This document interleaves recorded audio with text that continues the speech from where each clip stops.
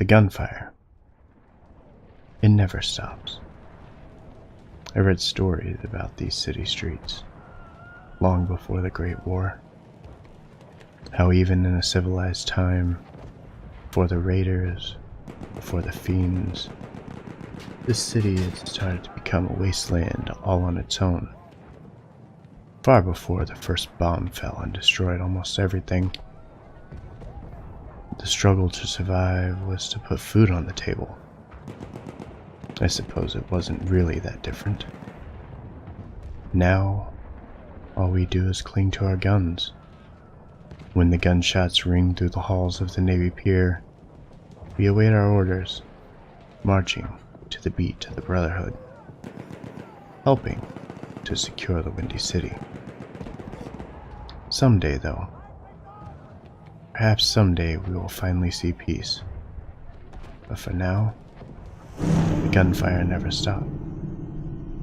Because war never changes.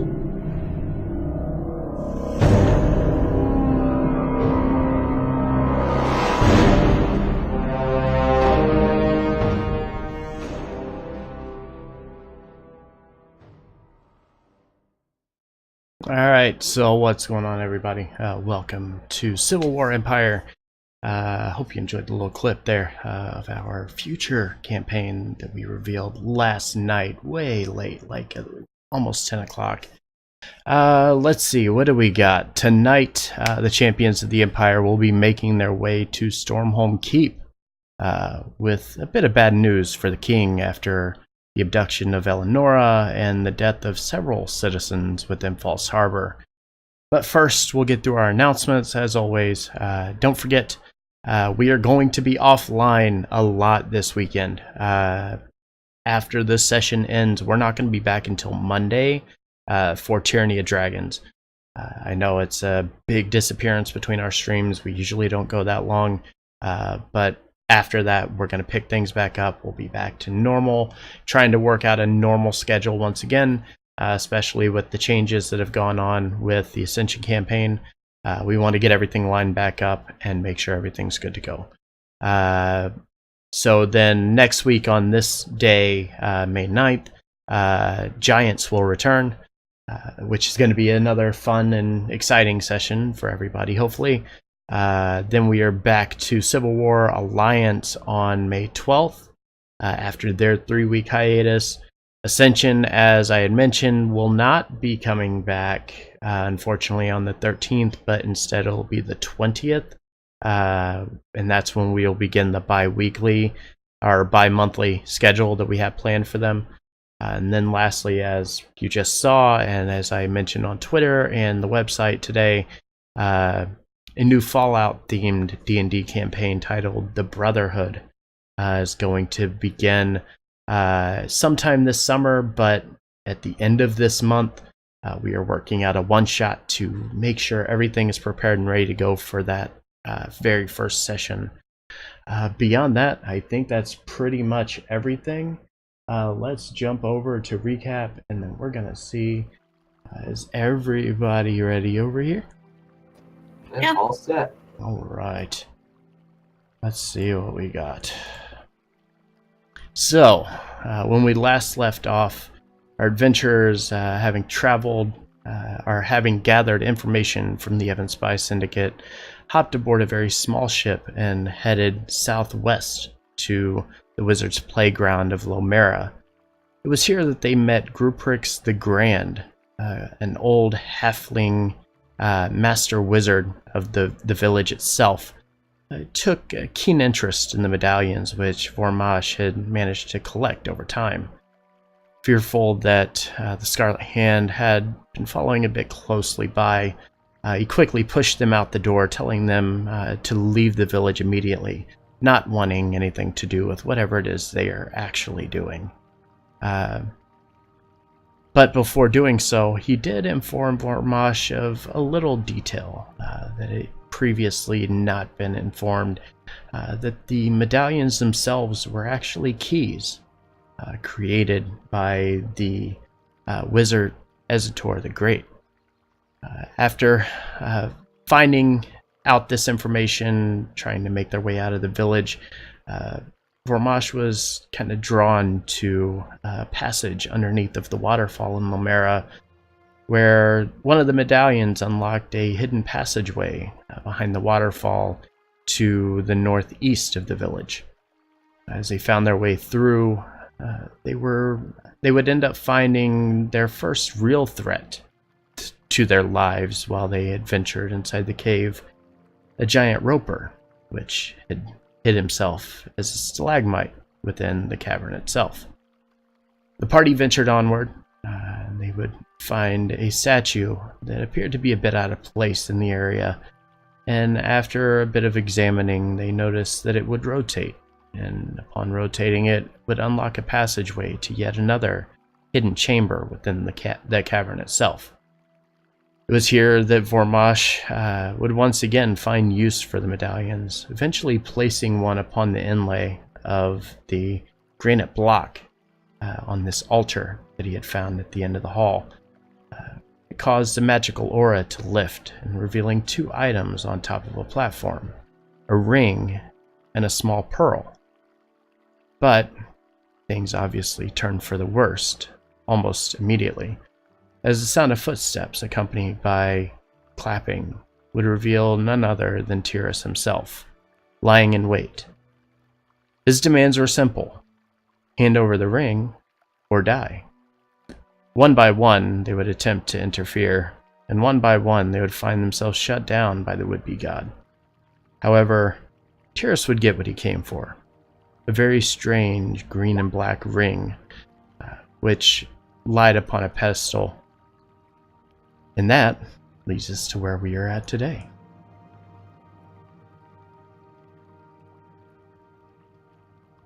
So I'm like on my hands and knees, and I turn to the others, and I ask, how bad is it? Because, like, I got just disease riddled, right? Yeah, so he cast a spell upon you that basically made your skin start to shrivel and almost dry out immediately. After letting a few moments pass, you notice that this kind of relaxes a bit. It almost seems like he kind of went tame on you, trying to almost prove a point. So it's not permanent, is what you're saying? Like my skin returns to normal, or is it? I'm saying as of right now, it isn't relaxing. It still looks exactly the same as it did when it ended, but it doesn't feel as tight around your muscles as it did whenever it first hit you. Or Mosh, Belvedere, how bad does it look? Can I walk over and use lay on hands to see if I can cure the affliction? Sure. I'll spend the 5 points to try and do it. All right. I tell Avalana, do you want the nice answer or the honest answer? Honest. You don't look great.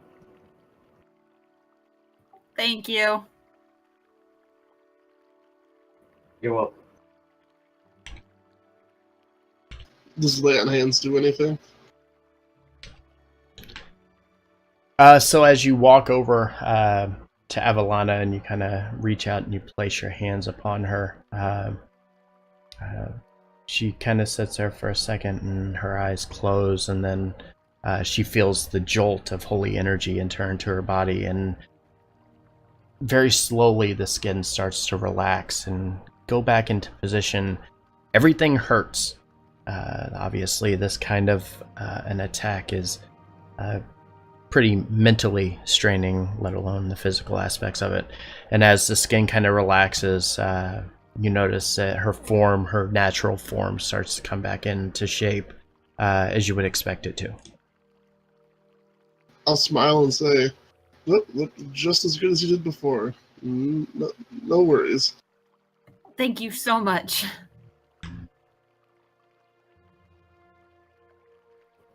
All right. How did he know we were here?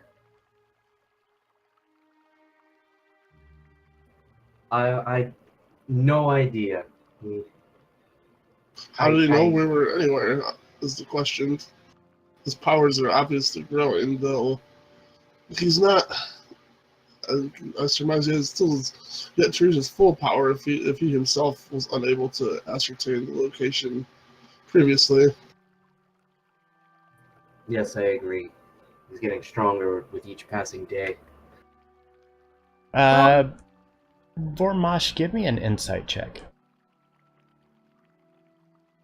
Well, we need to make sure he can't keep watching us because we're looking for those certain artifacts just in case he's listening at the moment, and we don't want him to take those from us, right? Indeed. Unfortunately, I'm at a loss, and as how to go about that, that's something I think we'll have to confer with the king about when we go back to the castle. And unfortunately, Vormosh, as you try to think back, you're trying to think of any reason as to why he could track you down and how he knew exactly where you were at. And as you're kind of pulling from within everything that you know about the realm, you're unable to come up with anything that really stands out as to a reason why he would know where you're at. I'm just thinking in my head, God, she looks horrible. She looks a little better now. A little back to normal. No, he just finds me really ugly. Yeah, sure. Maybe could we talk to Grupix again? That little halfling wizard? Maybe ask him for... I doubt he'll want to talk to us again. Last thing we need to do is incite a riot or something in this town. And I feel like if we were to push our luck with him, him just saying no would be the best outcome. And Slavomir kind of looks at the party and says, then perhaps it's better if we make our way to the king. Is there still anywhere else in this cave that we have yet to explore? Other than this hole I was checking out, we've been everywhere. I feel like there were some passages off to the far west side before we'd come over here that we could still take a quick look down. Yeah, I mean, there are still little tunnels and things. If you wanted to explore a little bit, you are more than welcome to do so. But I feel like we should take a quick break before we continue on. I'm just about completely spent at this point. Well, before we take our break, Slavomir, would you mind handing me that 10-foot pole? And he kind of reaches to his pack and hands it forward to you. Alright. Then I walk over to the hole, and I speak the command word, and I just kind of... Actually, Belvedere has that pole. Oh, does Belvedere have it? Yeah. Yep, Belvedere has it. Okay. But yeah, I imagine he would probably hand it to you, and you'd walk over and speak the command word to extend it. As you kind of reach down, kind of placing your hand almost even with the ground level, as it kind of extends out, you hear it or feel it extend, and then it stops a little abruptly. And as you kind of pull it back out, you notice that only about 4 or 5 feet of that have extended forward, at least in the immediate area here.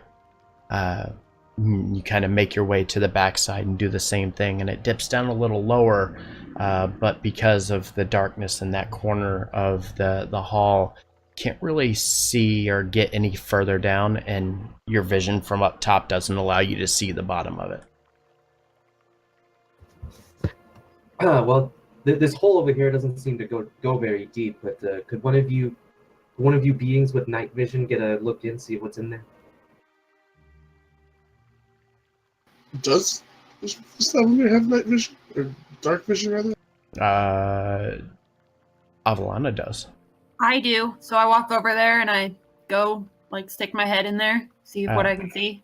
Yeah, so based on, because your original, you were kind of ducked down into the hole in the corner there, trying to keep hidden, or I believe that's where you were, or were you up here?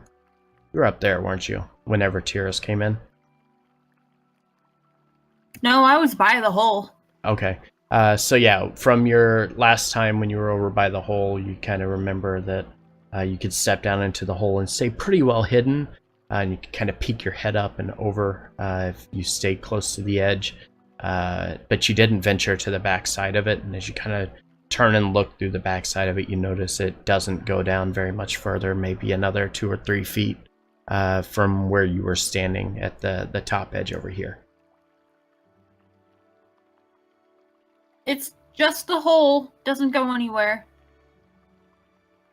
Okay, well, no sense fiddling with that thing. Let's go explore those passages we haven't discovered yet. All right. And to expedite things and get you to the other side as quickly as we can, we'll move you across the map. Put you back over by your new friend over here. Back in the central chamber of this, you do notice that there are steps to the southwest here that will lead upstairs to the platform directly above it. But beyond that, you cannot see anything else. By chance, can we sneak a short rest in there somewhere to recover some HP? Yeah, you can go ahead and take a short rest. You kind of look around the cavern. You're not hearing anything. Nothing stands out as if you're in danger. So yeah, you're more than welcome to take a short rest here and recuperate some of the damage you've taken. Everyone else all right with that? Yeah, sure, we can take a short rest.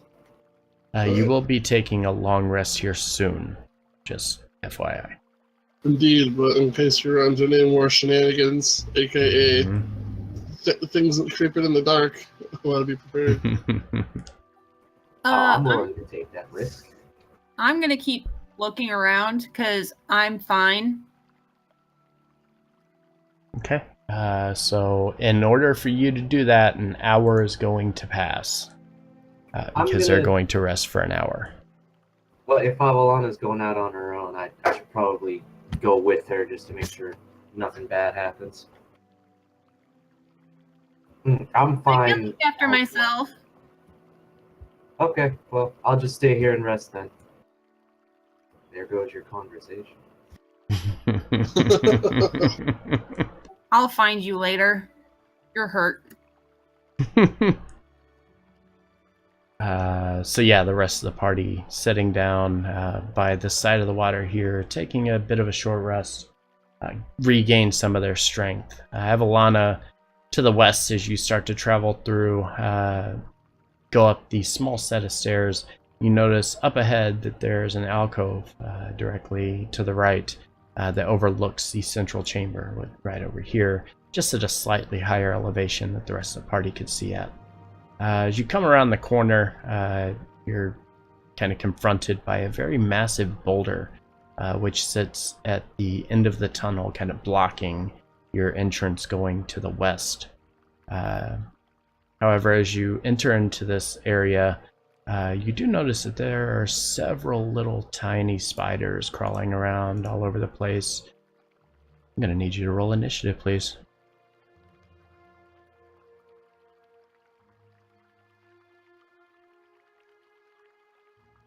Oh boy.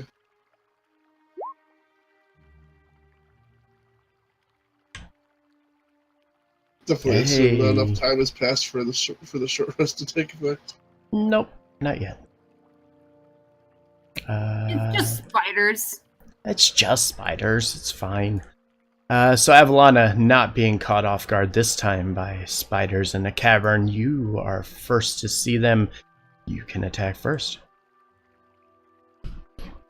It's just a bunch of little spiders, right? Sure. Okay. I don't think it's a bunch of little spiders then. It's a bunch of spiders.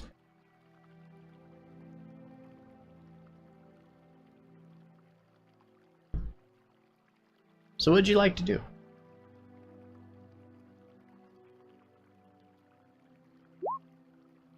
I'm gonna cast Shatter. Oh, Oh, look at that. All right. Strength save. Oh, okay.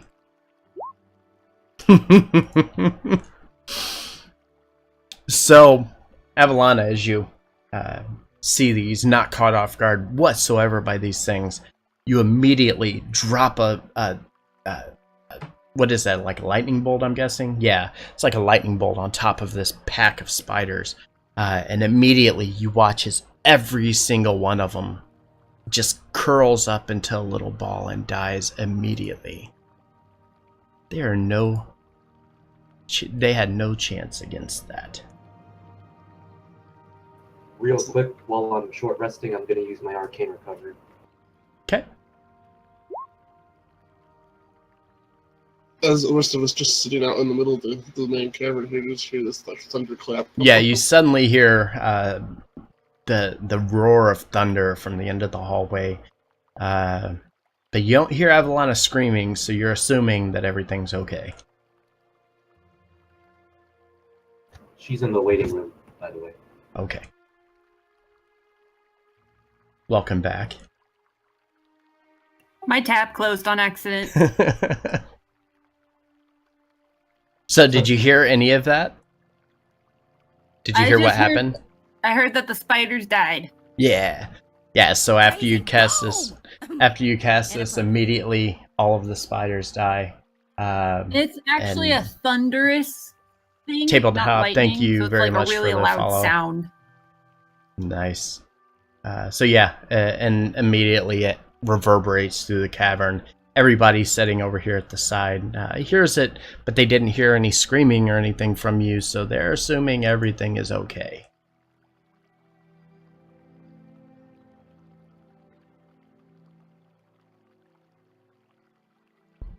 So is this boulder like a complete dead end? Do I know that this is unpassable?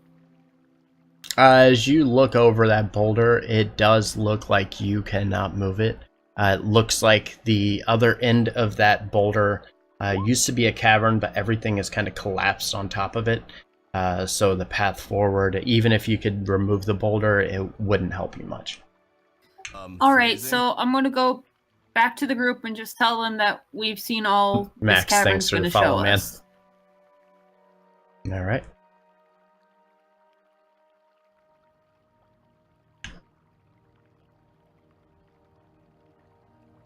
So Avalana, not finding anything worthwhile at the end of the cavern, makes her way back to the rest of the party. As she does, she notices everybody just kind of sitting around, not too worried about her or what was going on in the cavern itself. Kind of sits down and joins the rest of them while they finish their short rest. Everybody can go ahead and heal up and everything, and then we'll move forward.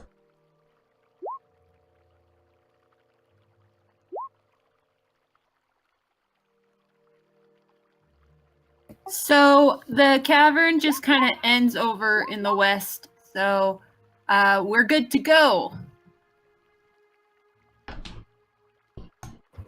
Oh, really? Belvedere will nod. Also, that last natural 10 rolls put me back up at one shy of almost max HP. Yeah, look at that. Holy cow. Alright, so everybody takes their opportunity to rest and relax a little bit before you venture out of the cavern. And then we are going to assume everybody is good to go. You're venturing back out into Lomera, which means you will be northwest or northeast corner of the map. Pull that up. You still see the horse that Belvedere has brought to the party, but as you make your way out of the cave, you do notice that Gruprix and the other 8 wizards of the city quickly rush over to you. It seems a bit odd, but they're coming straight for you. And as they walk up, Gruprix kind of looks at you, especially for Mosh, and says, "I felt it. All of us did. It felt like death. What did you do in that cavern?" We fought a god. Well, he more. What do you mean a god? What nonsense do you speak? Belvedere gives Avalana that same look that he gave a long time ago when he gave the advice to like watch what you randomly say in front of the normal folk. What she means is that what we encountered in that cave was godlike, not really a god. What did he want? How did he get here? More importantly, how did he know where you were? We can neither confirm nor deny that this apparition has knows our exact location, but it feels like he just picked this place up at random, and we had nothing to do with this. We just discovered said this he cave wa- around. I like stepped forward and I say he wanted a ring that was in that cavern. There was a ring in there that he really wanted, and he like took it from us when we tried to keep it away from him.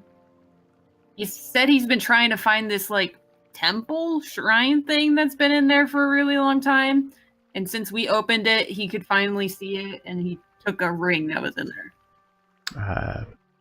And as you say this, he kind of looks at you and says, "A ring? Well, that doesn't make much sense, unless..." It like made him look all sick when he put it on. Well, Azator was renowned for his enchanted jewelry. Actually, he took quite pride in it, but one that makes him sick? It doesn't make sense. Well, he really wanted it. I don't think he wanted it because it would make him sick. I think that was just like a side effect. I'll Belvedere speak up and say, like, if you want to confirm any of this, you're more than welcome to go and check out the cave yourself. We've pulled down the force barrier and we've found a hidden shrine that's within the depths of the cave. We've already cleared out any dangers that might be in there. And he looks over the party and says, No, I will quite take your word on this. I want nothing to do with whatever that is that you're dealing with, but a ring that causes sickness, well, that seems odd. Perhaps Azator made a ring that would poison? No, that doesn't make sense. Why would he make a ring that would try to harm somebody? That doesn't, none of this makes sense. No, you know what? This isn't okay. You need to deal with Azator's items. You need to gather them immediately and keep this god, or whatever it is you call him, from getting them. And as you say Tyrus, his eyes kind of widen and he looks straight at you. That's what he calls himself. He calls himself Tyrus. He immediately starts to lose all train of thought and says, the dark one, the one that's been by the village. What? That's... Oh god. What? Tell me everything. Tell me everything. Rubrics, the Grand. Tell me everything. I'm gonna grab Ivalana and pull her back somewhat if she starts getting up with this guy's face. He looks at you and says, once, many moons ago, we dealt with an individual who came here and threatened to destroy our village if we did not give him what he was looking for. He claimed, at the time, to be looking for... And he stops for a second, and then he looks up and says, Natar's Ring of Power. This individual referred to himself as Tyrus. But this was many months ago. Certainly there can't be a connection. Was he still a man when you talked to him? As much as you and I. I don't see how that has anything to do with it. Gods can take many forms. Well, we don't believe this one to be a god. Yet you called him a god. Well, he calls himself a god. Yeah, he calls himself a god, so I tend to just say he's a god, you know? Very well.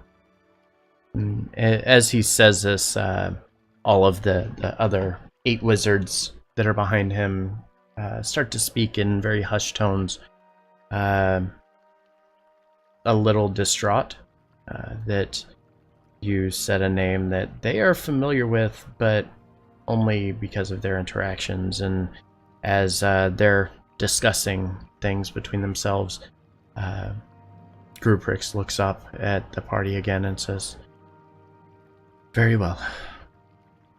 I will offer you a place to stay. You can stay within my chambers for the night. In the morning, we will gather our horses and give you safe passage back to the keep, if that is what you are needing.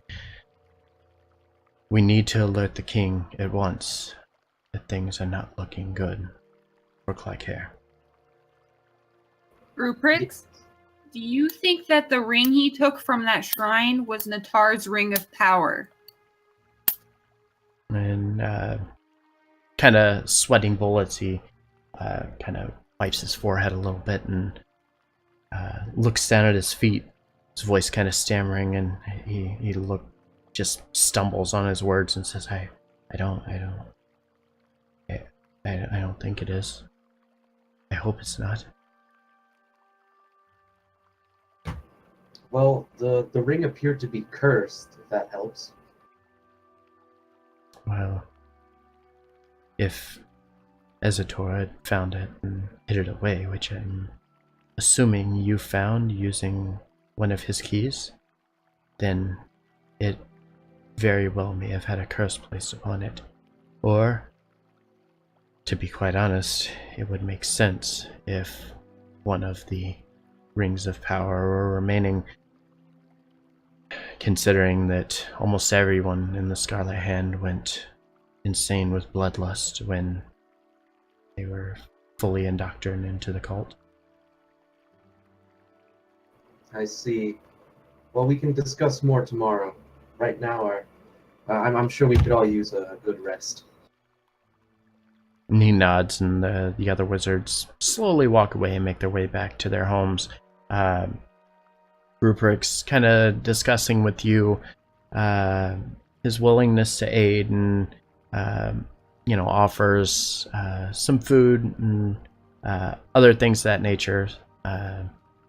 Again, allows you, or will allow you, to stay in his tower, and also offers to identify anything that you guys may have on your person, anything you need read that he may have knowledge of. He would be willing to do so, but you would just have to let him know what it is. Does he say anything about fighting in the war? No, at no time does Gruprix ever mention anything about the Dragon Wars, if that's what you're talking about. Or are you talking about the war we're in now? So as you kind of look to him asking about the ongoing conflict between the Empire and Alliance, Ruprix kind of shakes his head and says, No, we very much keep to ourselves.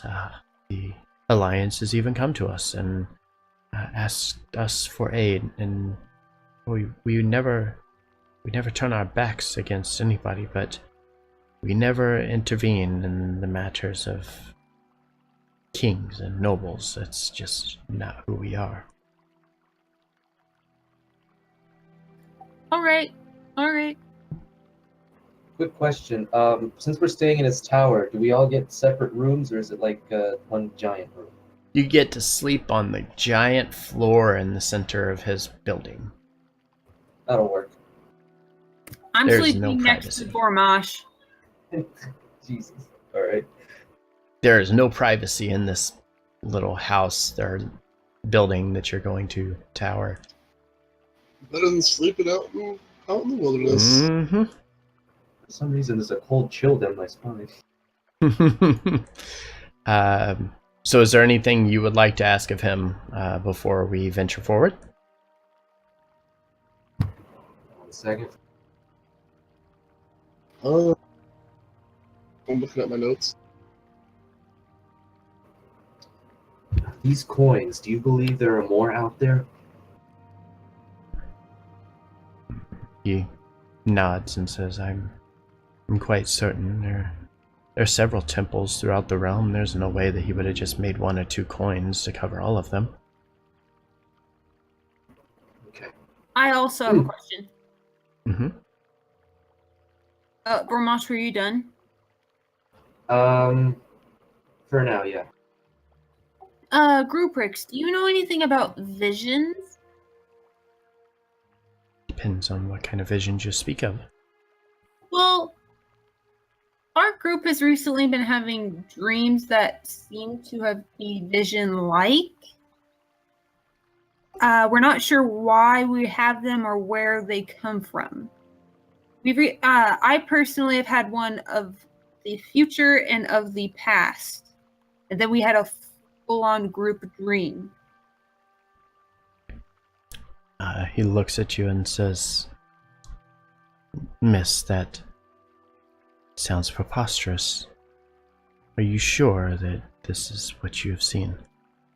Yes, I can vouch for her. We experienced what was like basically we were all in the same dream at one point. And he looks around at each of you and says, well, there's no way those were dreams now, were they? Somebody even such as yourself should know that, and looks directly at Vormosh and says, power of magic is a hell of a thing, isn't it? Paramagic wasn't my strong suit in school. I can tell you that in situations such as what you describe, there's no way that this is just a vision. Somebody is planting these thoughts into your head. They want you to see these things. There's a reason that they're having you see these things. It's not a coincidence. None of it. Is it possible to trace these visions back to the source of what's giving us these dreams and visions? And he thinks for a second and says, well, if you're going to do that, you'll have to know who the source is or what the source is.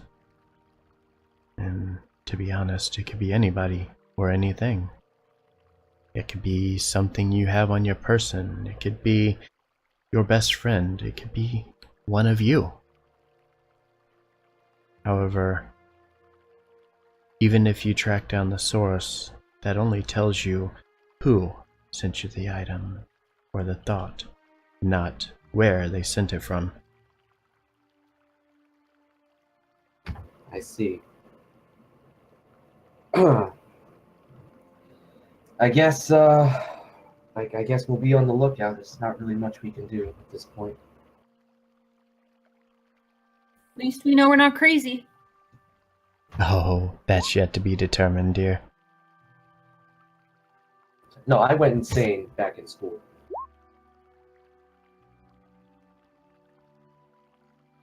And as you guys kind of finish conversation, you wind down for the night.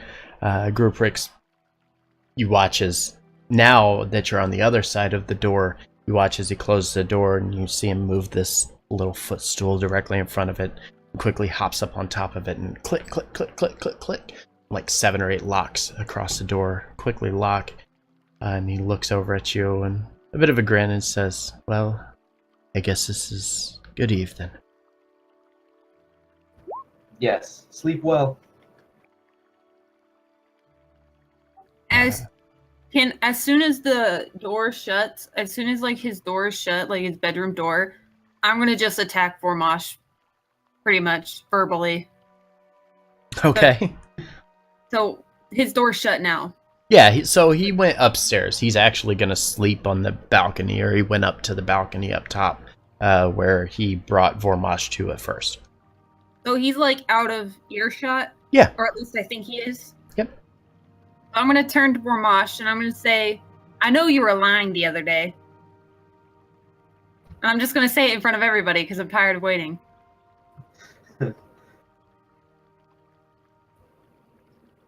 What do you mean? When I asked about our visions that we had before our group dream, you said you didn't have one, but I know you did. I know you were lying.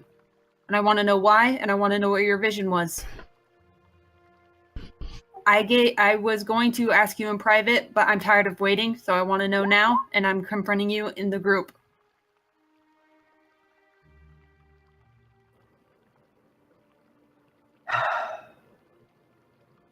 Very well. I was hoping we would have this conversation in private. So I just walk towards the middle of the room, and I just take a little seat, and I just tell everyone to gather around as if I'm telling like a campfire story.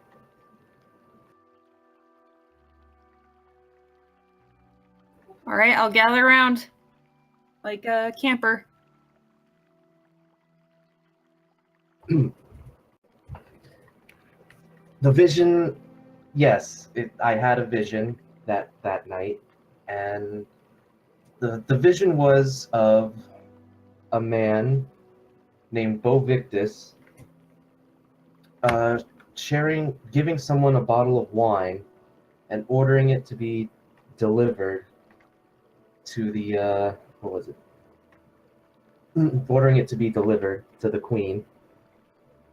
And yes, it is apparent that he was heavily involved in the assassination of Lady Gladamain, or not Lady Glad, the Queen. What was the Queen's name? Queen Stormhole. Queen Stormhole. I'm going to just insight check just in case, because my character's unsure if he's going to keep lying to her. Okay. Would I lie? I would also like to insight check. All right.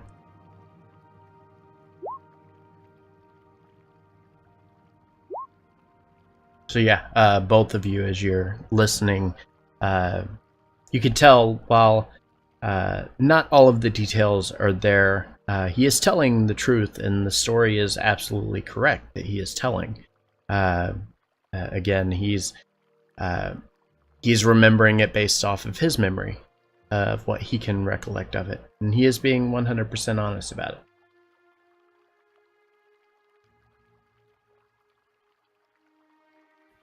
Do I recognize the name he said?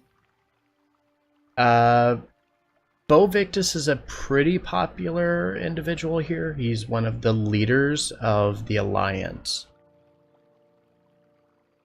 And So, was the one that, during the intro of the campaign, when I did the first section that I sent out to you guys, he was the one that was taken by the king and arrested for aiding in the assassination of the queen. so it is true. The Alliance did do everything that happened that I heard. Yes, it was very shocking to me at the time, and having been sitting with it for a couple days, I don't know what to think or what to tell the king, for that matter. But the reason I kept it a secret was because I didn't know what the three of you would do with that information, and I didn't want any of you accidentally spilling it out. Well, Belvedere will nod, and I would still say that is a reasonably valid concern. It sort of side eyes Avalana. I'm size-eying Slavomir. I feel that it was your vision, and so you get to tell whoever you want. Unless they know you're lying, then they'll figure out what it is, like I did. But so if you want to tell the king, tell him. If you don't want to tell him, then don't. But I think he knows who killed his wife, or at least he suspects. Does he suspect, or does he know for sure, the king? He suspects. He doesn't know exactly what happened or how it happened. He just because so here's the biggest key to that is during all of this, as the king was being held prisoner, he had no idea what was actually going on in the realm during that time. And whenever the conversation came up and he found out about what happened to the queen, obviously that didn't set well with him, and he kind of lost his shit over it, so to speak. Hence my vision of what the events that transpired. Mm-hmm. And my vision was just a random shit fight, basically. I don't think it's so random necessarily. I feel like we're showing these things for a reason.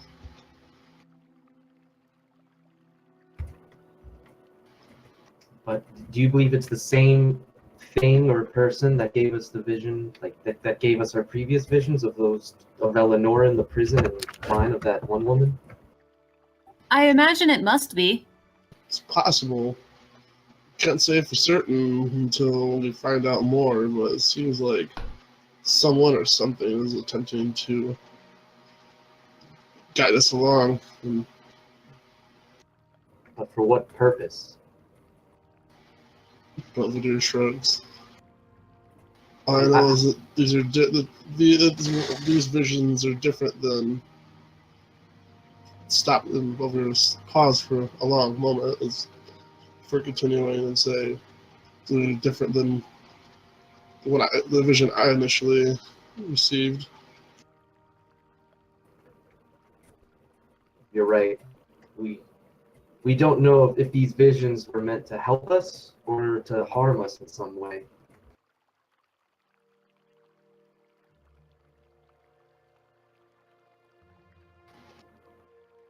At this point, Belvedere will recite the words of the vision that he received before even leaving the Sword Coast. Do you have those words? The hand which feeds is the hand that forgives, in the hands of Crimson who wish to see forgiveness crumble.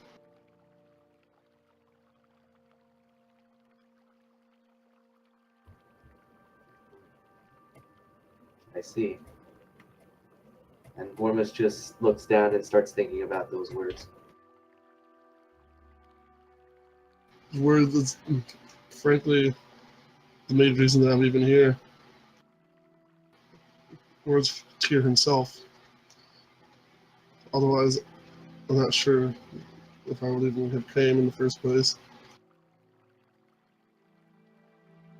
Well, for what it's worth, I'm certainly glad you came. Or there were plenty of times where more than one of us would have fought to their end had you not have been there. Belvedere nod and smile. You are a very important part of this group. And then Vormish looks up from his train of thought and just goes, I want to apologize, though, for lying to you about my vision. I know you understand why I did it, but I still can't help but feel sorry. It's okay. Just don't do it again. Belvedere just laughs. I think at this point, the best policy for, at least especially between the four of us going forward, is full disclosure. Full disclosure, and I put my hand out in the center. It's like Disclosure. a yay team kind of thing. Yeah, like a yay. Belvedere put his hand out. All right, and as you do so, party puts their hands together, and 1, 2, 3, full disclosure. And you call it a night, getting a bit of rest and preparing for the travel back to Stormholm Keep. Let's see where we are going. I'm gonna get ready to move you. Hey, you're gonna go back to the keep. So,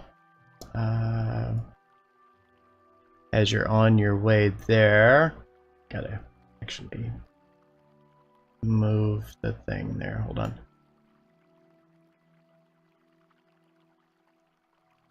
I'll just put you in the city here, since that's where you were headed here.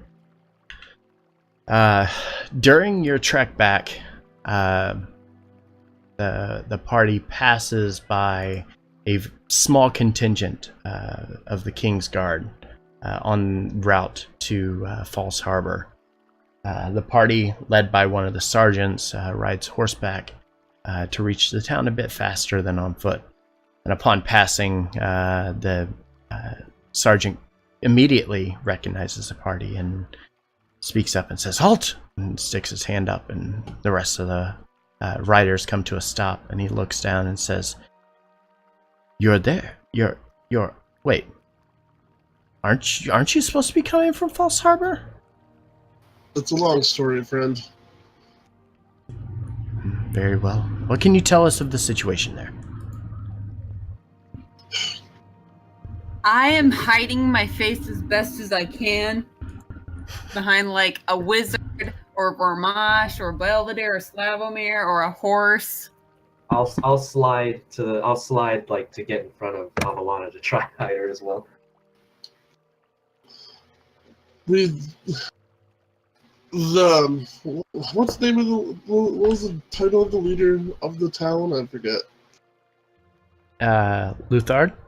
Yeah, what was like his official title? He was the magistrate of the village. Magistrate. I'll explain to him that the magistrate's mansion had been overtaken by the cultists, and while we had done some work in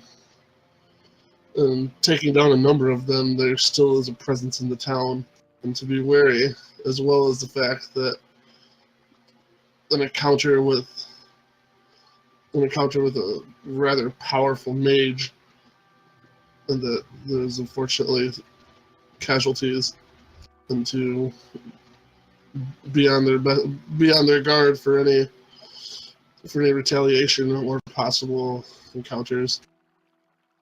And the sergeant, listening very intently, nods and says, "Cultists, you say? They didn't really mention to us what we were up against, just that we needed to dispatch a party immediately to secure the city.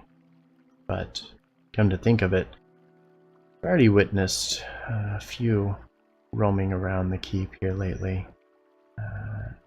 Are they wearing black and red garbs?" Belvedere will nod. Very well. Is the city secure? What needs to be done? I believe there'll need to be some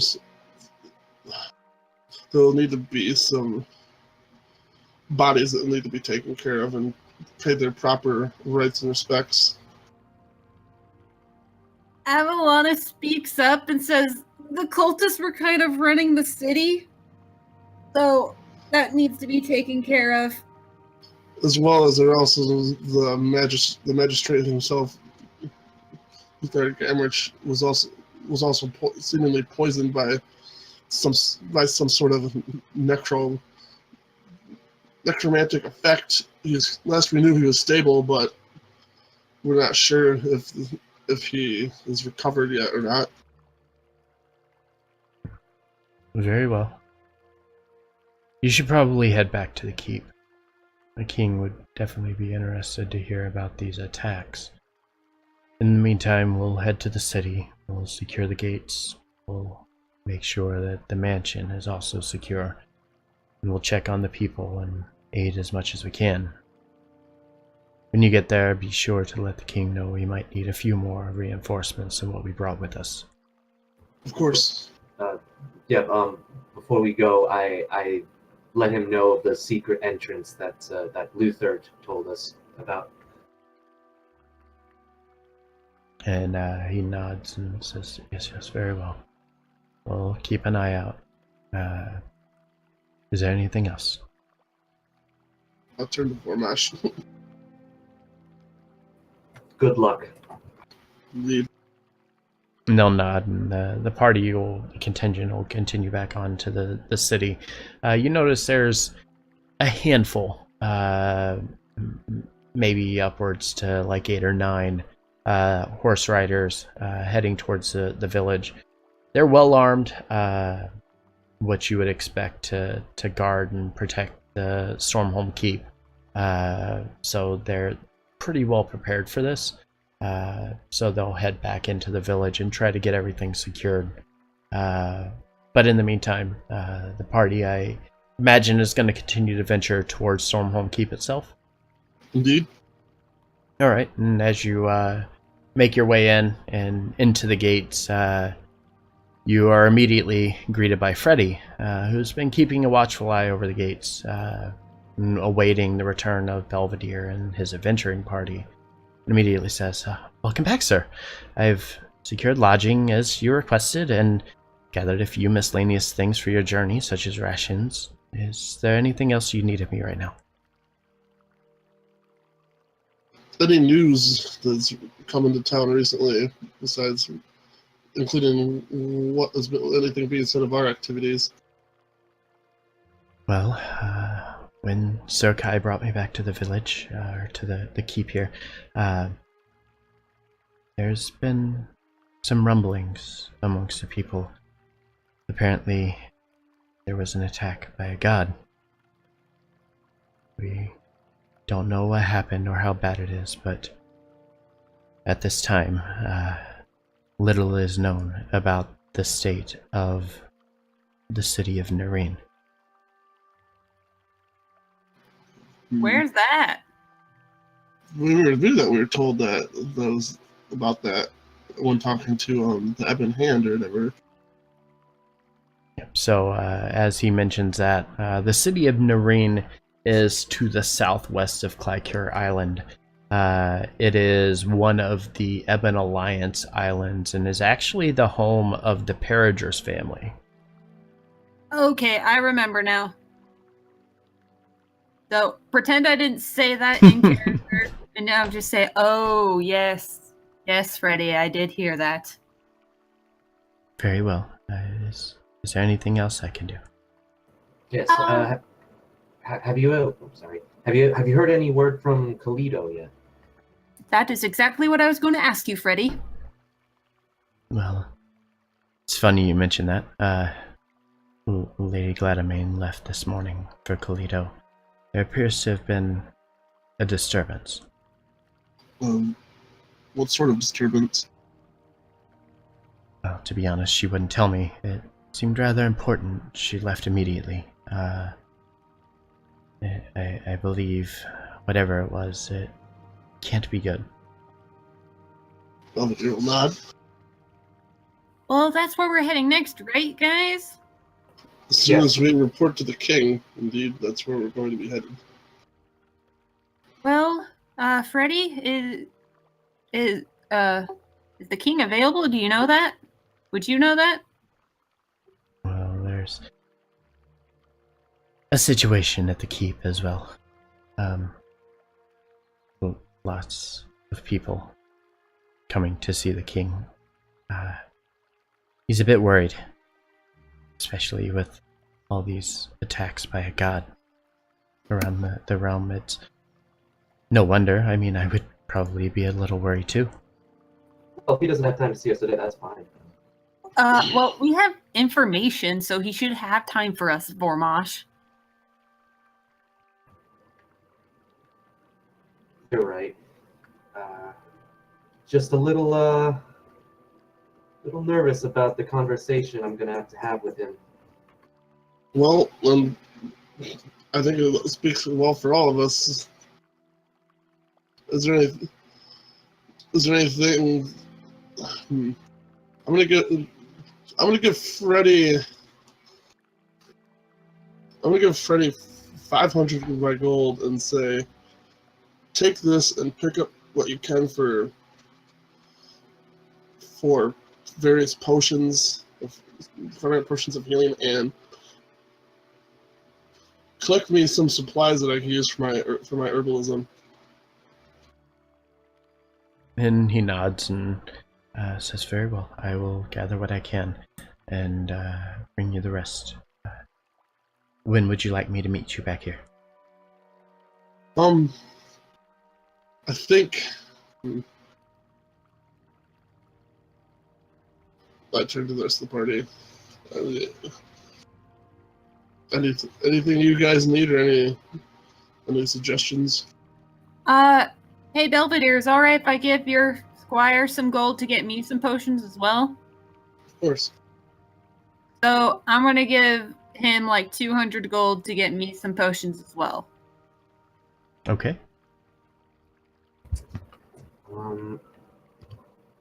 I will.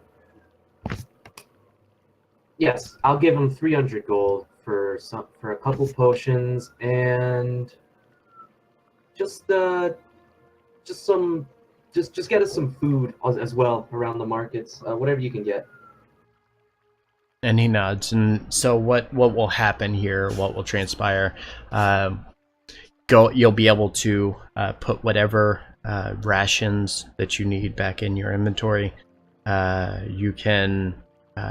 You'll each be able to gather a total of 2 healing potions. The place is, while it has a lot of supplies, isn't going to have enough for a large influx of people wanting to take them. So they'll sell 2 for basically everybody if you wanted to take 2. And then any other supplies that you need just goes based on book value for that stuff. I figured as much. That's why I need herbalism supplies, so I can start making my own potions. Yep. All right. So, and just as a reminder, so I can give you an update on the time that you guys have spent here in game so far. When you last spoke with the king, it was day 5. You left and traveled to False Harbor on that day. You arrived at False Harbor the evening of day 6. You explored the city. You found Eleonora, and then you encountered Tyrus. From there, that evening, you slept within the ESS Enclave, headed to Lomera the next morning at day 7. You found the underwaterfall shrine, and then you are now on day 8 within Stormholm Keep. You were given your warning on day 3, so as of this time, 5 days of your warning has passed. So 10 days left then. That's... On our way to go see the king, I tell the party, okay, so what exactly are we gonna tell him? And because I think we tell him about how we did find Avalana and how she is perfectly healthy physically, but she was taken from us. And we tried to keep her, but we were beaten. We don't mention that we left her behind, that we didn't protect her at all. We don't mention that at all. We say that we tried to protect her. We were protecting her as she was taken from us. That's what we say. And then we mention all the Tyrus stuff. I will mention that I accidentally got a village killed. At some point, I'll mention that really quick. We'll mention all the Tyrus stuff, all the stuff we found out about, the shrines and that the special objects of power. Maybe mention our visions. Really emphasize that Eleonora is okay, because that's like our biggest good news that we have. Everything else is just kind of bad news. Yeah, that's what I think we should do. Also, I think we should leave out the fact that we encountered one of the leaders of the Alliance in that same dungeon we found Eleanor in. Yeah, I think that's a pretty good idea. Honestly, I'm not so sure. However, I think one thing we could do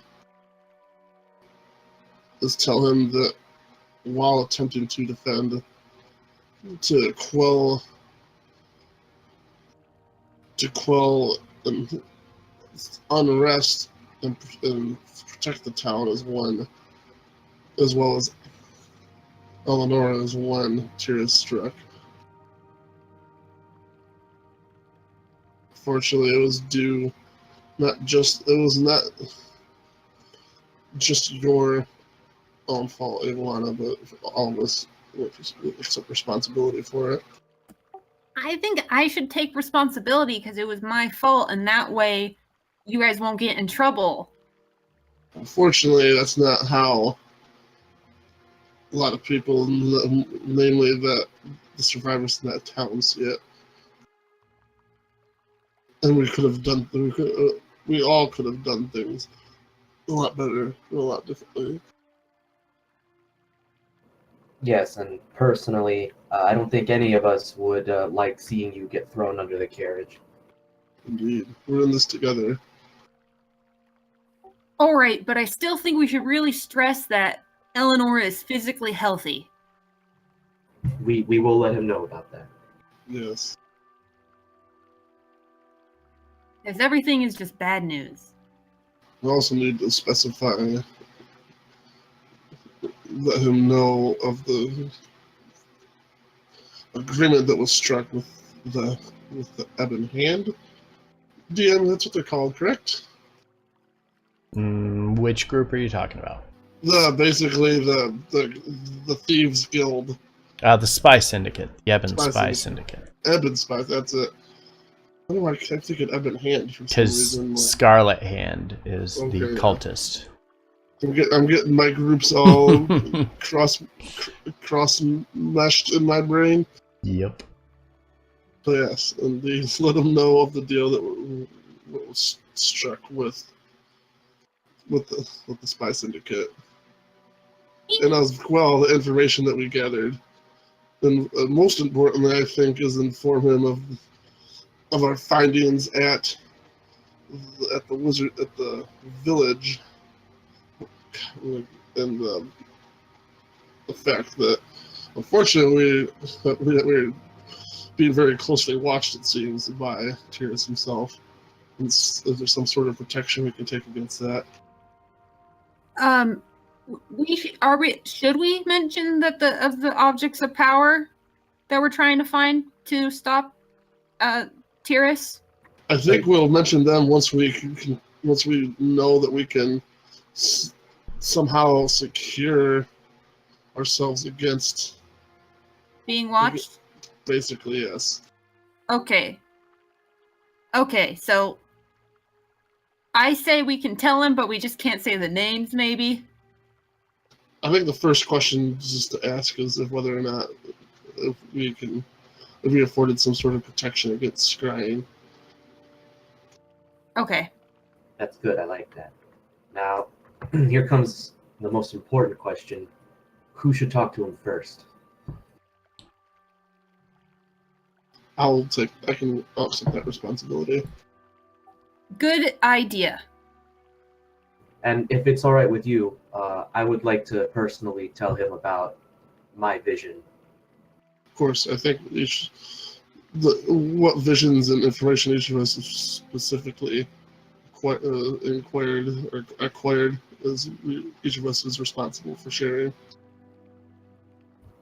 Thank you. All right.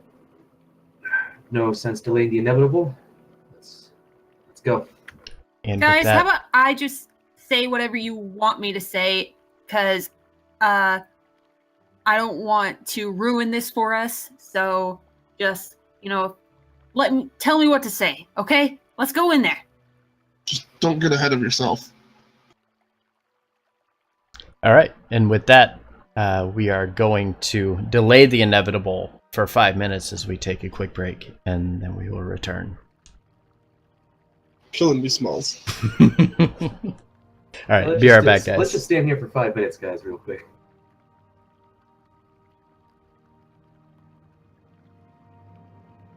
Let it really sink in. I can't wait to enter the throne room, and he's just like, arrest them.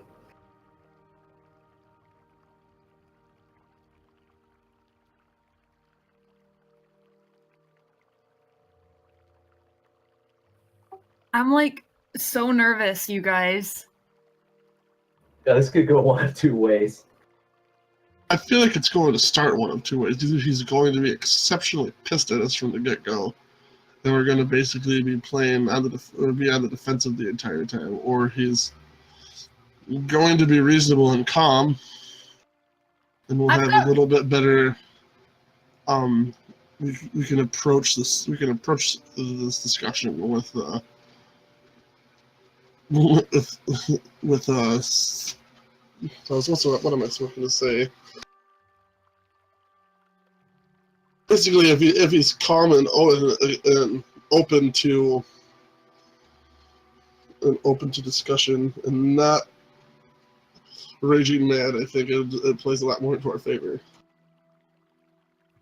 I've got great persuasion, so if we want to persuade him about something, just tell me, and I could probably persuade him about whatever we want. I've got amazing persuasion. I've got proficiency in it as well. Probably not quite as good as yours, but I have 9. Jesus, what do you got? Expertise in it? Yeah. Well, I just got normal proficiency in it, so.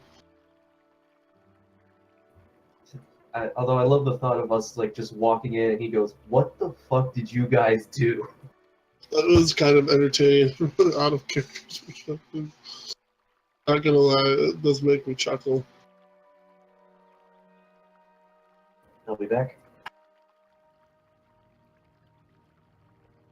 I must say that just because Freddy wasn't immediately like, "Oh shit, you guys," when we first encountered him, it leads me to believe that things aren't going to be as dire as we've been anticipating. Well, there's a chance that he doesn't even know that I killed a village. Indeed, that's actually very true. Like as it was the contingent sent out at my request from like the day before that all happened wasn't even necessarily in the know. So The only person that knows, other than the village and us and like some other people, is Lady Gladomine, because I told her in my letter. So if she told the king, then he knows.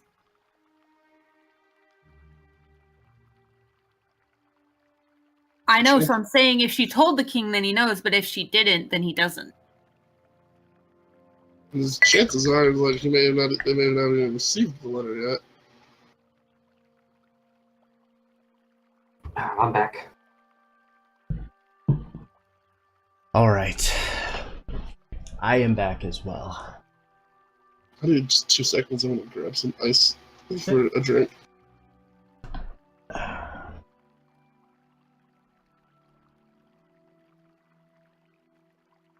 So this disturbance in Toledo, huh? Was this a disturbance in Toledo? Well, I wonder what it could be. I wonder what it could be. Anybody who's watched any of the Alliance streams knows exactly what that disturbance probably was. I kind of know what's going on, but I don't want to watch the other streams because I don't want to, like, know what's going on. But I think I've heard what they've done in Toledo. Heard rumors. They saved one man, but got another killed. Well, I mean, as I was saying, to Bailey, like, Priorities. the fact that the contingent we encountered was like not seemingly aware of everything that was going on and been like, WTF guys, and that we saw Freddy, he wasn't like, oh shit guys, leads me to believe that for the time being, the situation or this encounter is at least in our favor. That we're not. I don't think I'm optimistic. Let's just put it that way. All right. So, given everything that is transpired, you are now making your way over to the castle. Is that correct? Yes, sir. Yippers. All right. So as you enter into the castle,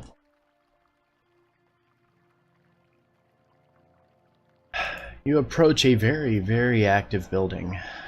Word of the cultists overtaking of False Harbor travels quicker than you might believe. Now, with two very large apparition sightings over various parts of the Living Isles, Kalido and the Alliance city of Nareen, it's now beginning to be viewed as an omen of something far greater than the king is presenting to the people of the Empire. With their fears stirred, the people of the city have now come to the king to gain answers to their questions. In situations such as this, Lady Gladamain is far more capable of soothing the hostilities of these people in need. However, as you approach, you notice that King Stormholm sits on the throne alone, and Lady Gladamain is not to be anywhere to be found. And the commoner directly in the front, you see they're a little hostile. Their arms raised and kind of shouting and yelling. And you hear this man begin to speak up as he says, "People are dying. There are visions of gods hovering over cities, and we're on the brink of war. With all due respect, Your Highness, we need answers." And as he kind of says this, the crowd erupts in agreement. Everybody kind of shouts out, shouting in the direction of the king, who quickly comes to his feet and steps to the middle of the room. And as he does reach his feet, he looks out across the center of the room and sees our adventurers walking into the castle, which he kind of looks at with a bit of relief as he quickly motions and says, "And you are absolutely correct. Our people deserve answers. What we have heard prior to the situation in False Harbor appears to be a bit of a show. And as our friends can attest, hopefully," and he motions for you guys to come forward, he says, "I'm sure they have started to get to the bottom of this. Please, please come. Regale us of some good news." Shit. Oh, You're welcome. Alright, we'll just stick to the plan. Belvedere goes first. And, When I approach, Belvedere will, of course, bend the knee. okay. I'm as stiff as a board. The king nods at Belvedere, and all around him, the people start shouting things. Just random questions. Is Tyrus real? Why is this all happening? Is it true that the Alliance... I'm going to cast suggestion. Is suggestion a mass spell? No. No. It is a singular spell. Crap. Never mind then. Okay. Never mind. I'm going to keep looking at things. Okay. So continue on. Another one turns and asks, "Is it true that the Alliance has freed Bovictus from prison?" Another one says, "Who's the Scarlet Hand?" One kind of shouts out from the back and says, "Is my son going to be required to fight in the war? He's only 15. Another one says, "Is False Harbor safe? I've heard so many bad things." If I want to look at King Stormhold and motion that I'd like to step up and to face the people. And he nods and kind of motions you forward.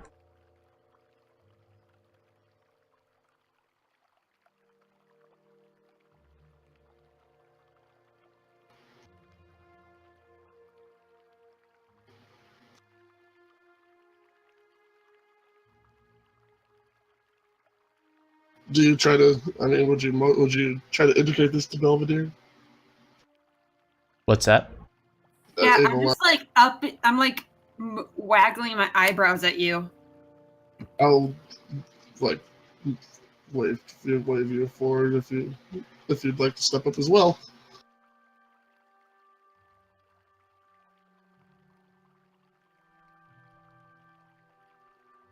Nod to the king and say, "Thank you, my liege." Turn back to the people and say, Is indeed true these reports of one calling himself Tyrus has been appearing, both over Kalito as well as making an appearance at Falls Harbor. However, I give you my assurances that this man is most definitely not a god. He may command great power and make rather a show for himself, but everything else that I've encountered for myself, as well as the rest of my companions here, I can attest that he is no god. And as you kind of say this, a voice in the back kind of pipes up and says, "But what about all the deaths that happened over in Nareen? I heard there were literally hundreds of people slain at his hand." I cannot speak for what else has occurred in the rest of the Living Isles. We have not witnessed that ourselves, but from what we have seen occur in False Harbor, certainly might be possible with some sort of preparation and or otherwise. Dark magic, something might occur, but I assure you that we will do our best to make sure to protect everyone here within sight clear. And as you kind of say this, the king kind of, his brow furrows a little bit, and he kind of looks down at his feet, and he looks at the party and says, I'm going to start talking before he can even talk. I'm going to address the crowd before he can talk. Okay. I'm going to, because I don't want him to be bumming the mood out. So I'm going to address the crowd, and I'm going to say, the thing you must understand is about Nareen is that bad news travels fast. And it can turn into gossip, and gossip changes, and stories change. And I know this because I tell stories. So without having anybody who saw it firsthand, we can't be sure if hundreds of people actually died or if it was only in the tens. But what we've seen this Tyrus do, he has not killed hundreds in our presence. He's caused pain and he has caused death, but he has not shown true godlike power. He has mocked us. He has called himself a god. He has continuously made us feel like fools, but he has truly never done anything to indicate that he is a god. He has only tried to make us fear him, and that is just something we cannot have. Because when you fear something, the more power you give it. And Belvedere nods and will even follow up with, if there's one thing in my experience I can guarantee you is that to fear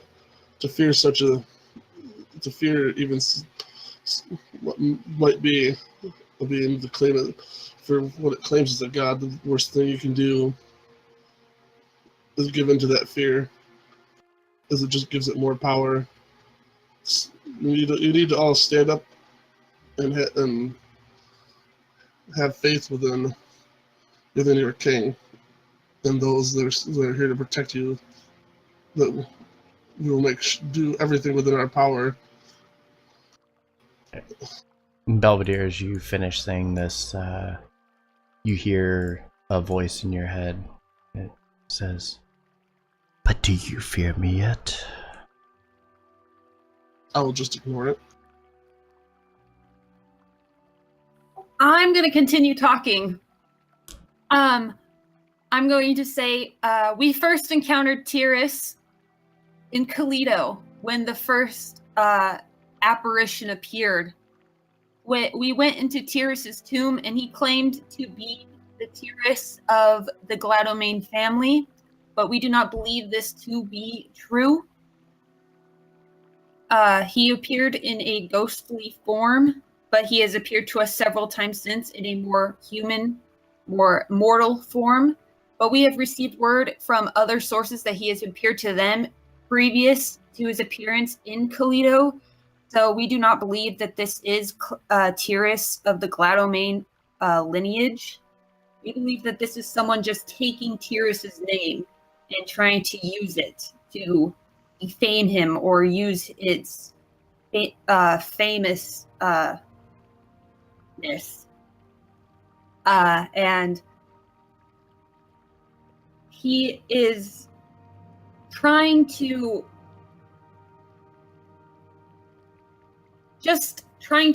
strike fear into all that see him. And we do not give that into that fear when we see him. And he shows anger is something we've noticed. And I don't believe that gods are so easily angered, in my opinion. But so when I just see him so easily bend into anger and lash out and such, I don't see a god, I just see an angry man. So when I tell you that this isn't a problem with a god on Earth, I just tell you that this is a powerful magical man that we will take down. I want you to trust me, and I will give my life to protect all of you against him. I have sworn to destroy him or try destroying him. Can I make a persuasion check? Yes, but before you do, is you make mention of trusting the people trusting you. You two hear a voice in your head that says, "Trust is a fickle thing, isn't it?" I ignore it. Okay, give me a persuasion check. With advantage since I've been talking as well. It doesn't matter. That's good. As you both have continued talking here and trying to soothe the onlookers of this situation, they calm down. They're not making much noise. They're not reacting as they were when you first came in. Your words seem to help. And while it's a little discouraging to hear some of the things that you have to say, they're putting their trust in you. They fully believe in what you are selling them, basically. I just start slowly clapping, seeing if other people will join in. And everybody looks at you funny. I couldn't even try and persuade him. No. I'm gonna try to start a slow clap. No, now is not the time, Vormash. Okay. And with that, the king kind of watches and seeing a bit of a silence and a break from the chaos that was going on. Looks to Belvedere and taps his shoulder and presumably thinking that Belvedere is going to turn to him, is going to immediately start speaking out and say, I will step aside too if he wishes to step forward or whatnot. And he continues looking at you and says, "What a false harbor." I do think, my liege, me and my companions wish to speak with you about the details of all that in private, if possible, as soon as possible. The people, still calm, listen almost intently, kind of hanging on your words. Most of which are not willing to leave. I will tell you about what happened at False Harbor. We arrived at False Harbor to find a cleric. When we arrived there, we found the town overrun by cultists of the Scarlet Hand. We then decided to rid the town of as many cultists as possible. We did this by first going to the magistrate's house, his place of the government, the town hall. That's the word I was looking for. Town hall, right? Yep, Town hall. that the was word. it. That's where we went first. Town hall. Yeah. Yes, that was it. So, yeah, we went to the town hall where we freed the magistrate, and then he informed us that all the cultists were hiding in his mansion. That is where they made their hideout. We made our way to the mansion where we went to rescue the cleric. We did not clear out all of the cultists. There was too much of them for our small of a group. That's why we sent word to the hold to send in reinforcement. And so there is still a cultist present, we believe, to be there, but hopefully they will be rooted out and False Harbor will be free of this cultish group. And then I'll follow up and saying it. As it stands now, it seems that we have quelled the threat, and the town has been liberated, as well as we did indeed succeed in our quest of finding a cleric safe and sound. And where is Eleonora? I haven't seen her in ages. That's when I'll try to whisper it to the king. Unfortunately, that is one of the details I wish to speak with you in privacy. And as you kind of say this, the grin that immediately fell upon his face when you mentioned that the cleric was safe immediately turns to a somber look. And you watch as the king kind of motions to the guards to begin escorting individuals out of the keep. And as the groups start to make their way out, the king, wanting to hear exactly what has transpired, now stands and waits. The groups look like okay as they left, like they got what they wanted. It looks like you quelled their fears temporarily, yes. Well, But that's at least a there's start. obviously a real fear right now for the people, especially considering that there's a war that's potentially going to happen very soon, and this issue with the gods and a cult, and it's a lot for the people to take in. Well, at least I did something good before I died.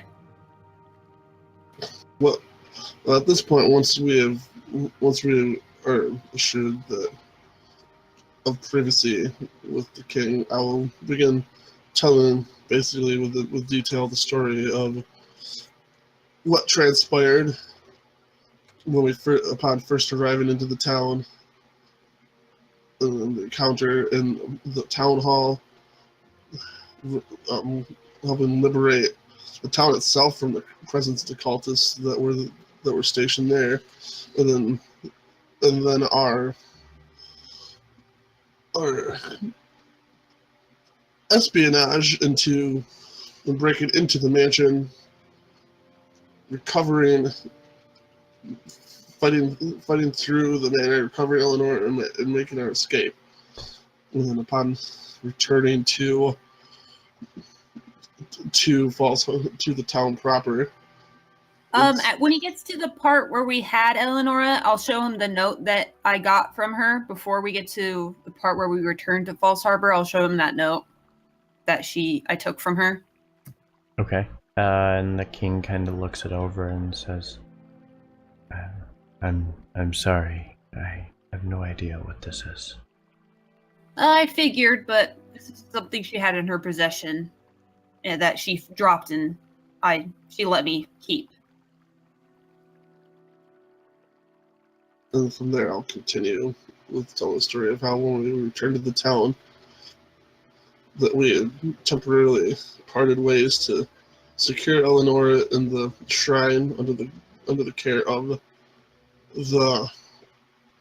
the priests there, and then as well as attempting to quell what was a bit of A riot. pretty much the civil unrest taking place in the town center. And at that point was when Tyrus himself showed up. And unfortunately,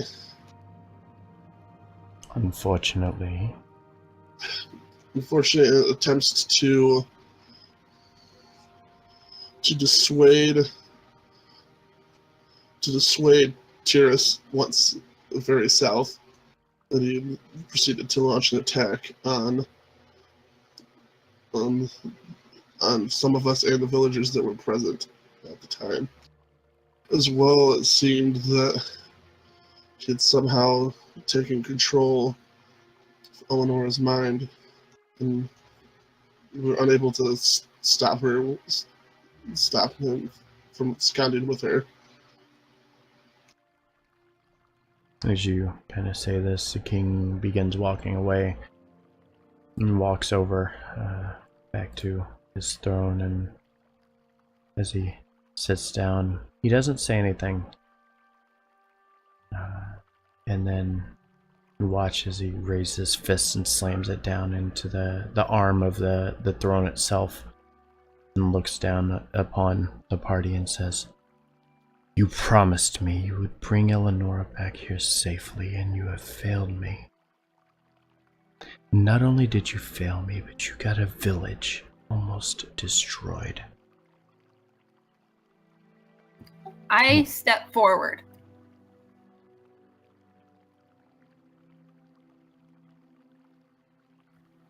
I promised you that I would bring back Eleonora safe. I am the one that attacked Tyrus without thinking. I'm the reason he attacked that group of villagers because I'm the one that first attacked him. If you want to punish someone, punish me because it is my foolish actions that caused that slaughter. Avalana, no. Just Belvedere will walk forward and place his hand on her shoulder.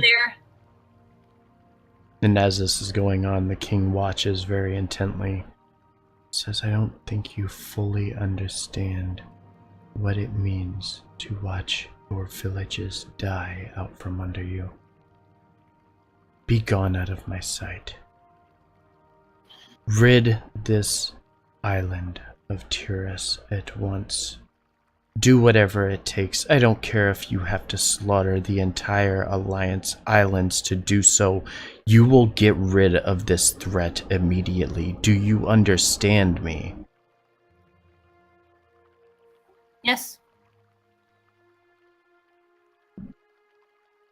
Belvedere will nod.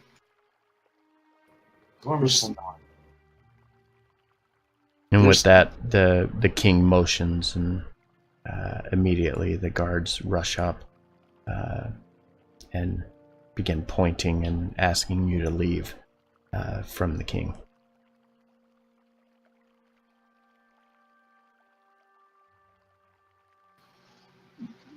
If I may, my liege, there is still much more that we wish to discuss with you.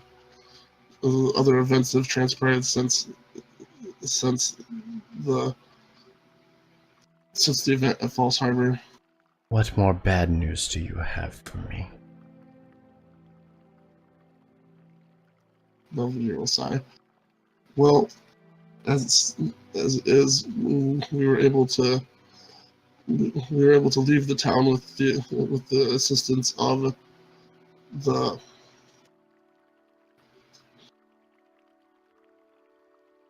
Ebon Spy Syndicate. Yes, the Ebon Spy Syndicate, and they were indeed gave us information to help to try to aid us in our search, as well as as well as news that from elsewhere in the Isles. And what of it? Well, as it is, we're given leads that could possibly assist us, but unfortunately, as it stands, we're not sure. It's difficult, even even our current privacy, to talk about it in the open, because we're not sure. It seems we could very well be being listened in on. And as you say this, the king is not very thrilled with this, and immediately looks at you and says, "If you have something to say to me, you need to say it now." Looks at who? To Belvedere. I'll look over at Vormash.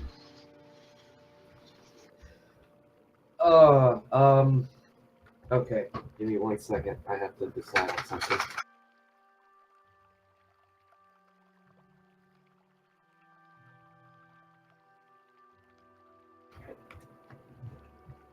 All right. I will walk up to him and I will tell him. So, and then I look to Belvedere one last time, as if like, you sure you want me to tell him this? Let's just say full disclosure, my friend. However, I'll speak up and say, is there protections that are in place that we could put in place that would to deter those that might scry in on our conversation? And the king shakes his head, says, "You're better versed in the arts of magic than I am."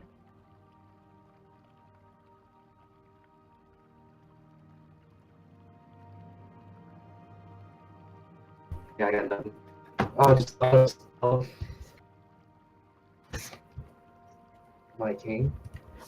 During our travels, I had a vision, and this vision involved Bovictus, the Bovictus of the Alliance, and I saw him with a bottle of wine, and him ordering it to be delivered to the Queen's Stormhold.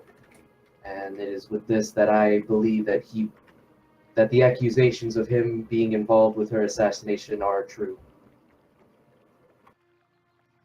And you watch as his eyes immediately just grow just to the size of like a silver dollar, and he looks right at you and says, "Do you think I do not already know this? The man has escaped my prison and you bring this to me now?" Wait, he escaped? "Yes, you fool. Why do you think Lady Gladamine is not here with me?"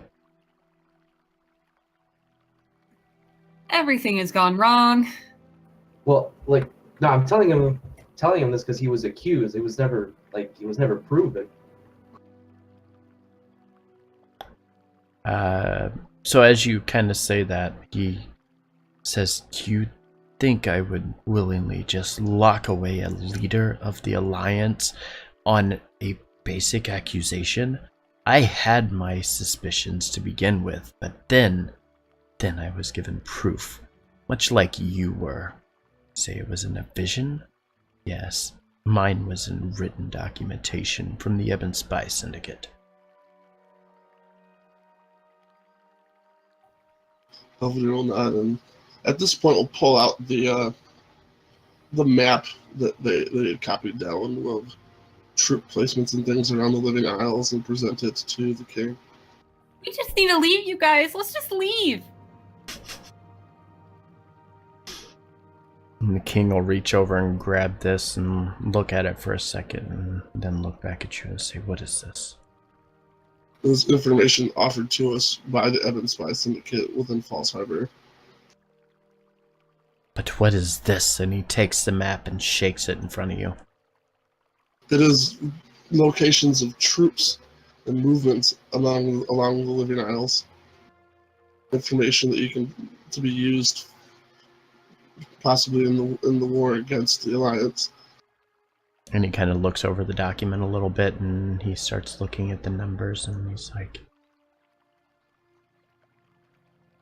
I didn't know that the Alliance had this many members who were willing to take up arms against us. Additionally, and over your pause for a moment, even though it comes most probably as no real surprise, it seems that the Alliance has also organized a group similar to ours. If I'd be so bold, our counterparts that are working for the Alliance.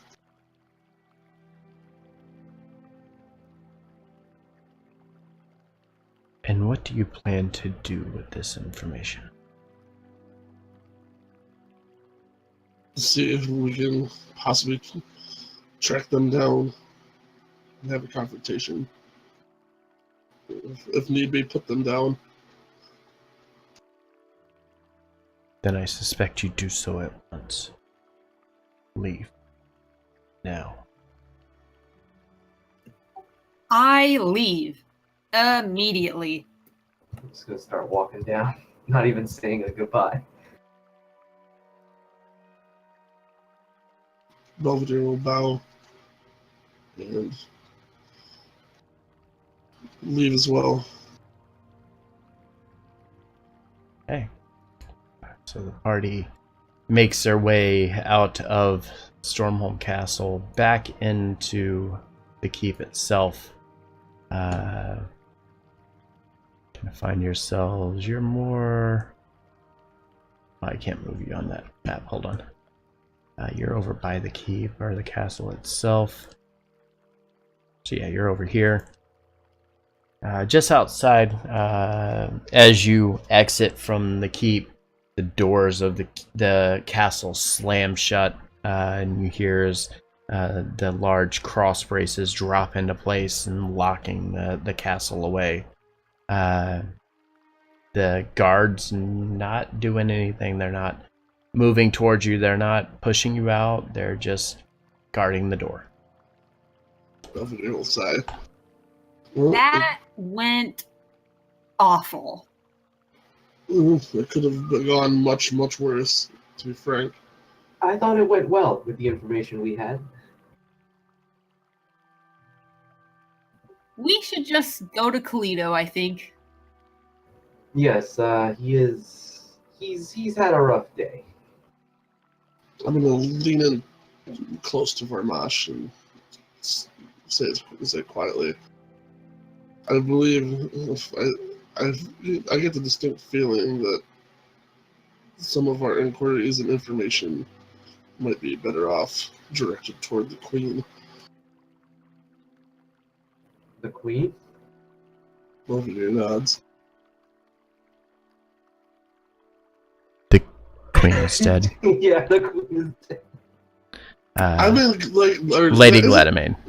Isn't she the Queen technically? She is not. She is not married to the king. She is the king's right-hand man, basically. Yes, they are. They have a relationship together, but they are not married. In that case, retcon a little bit, and then I meant the lady. Sorry, I thought she was actually like the Queen. But that was a Nope. mistake. Never mind that.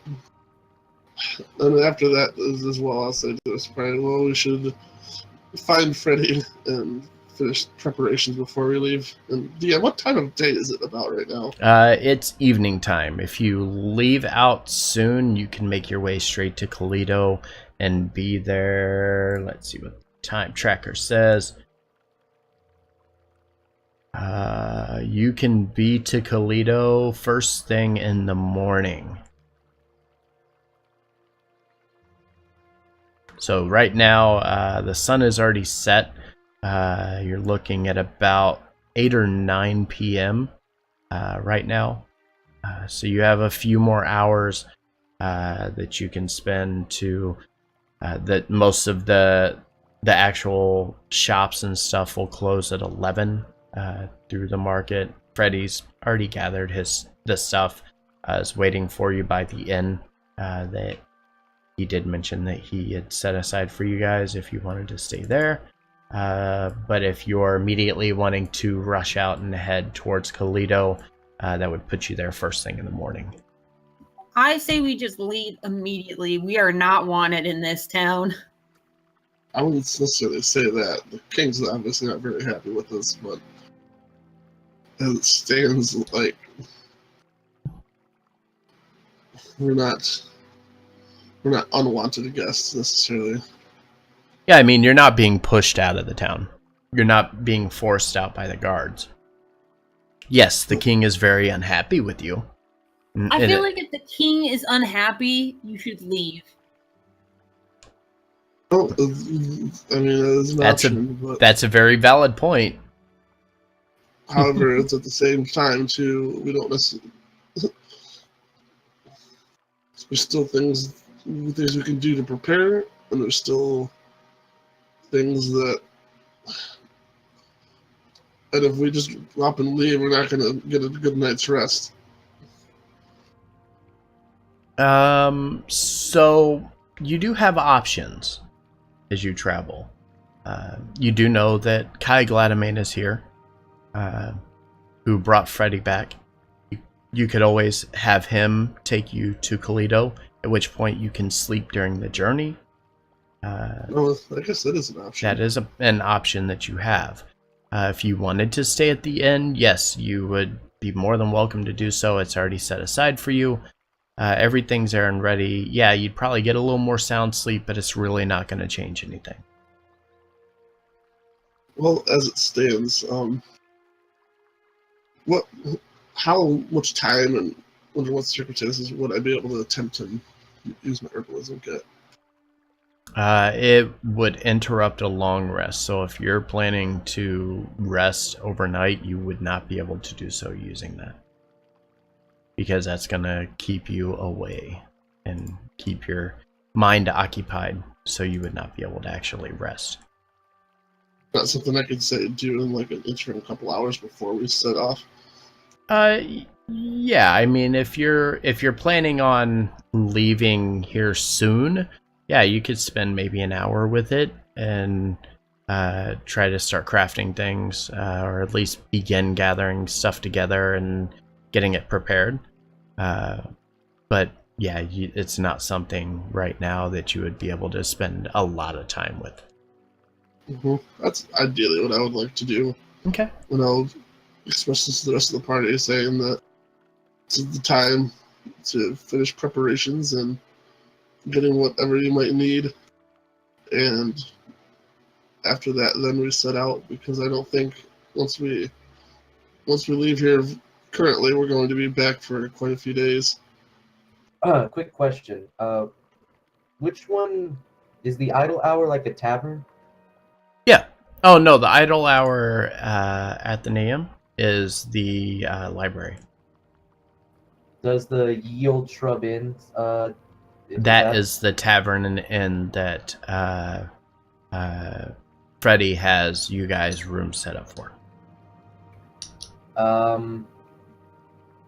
I go. I tell him to get Kai, and he'll take us to Toledo and to meet me at the Old Shrub Inn, and I just start headed there.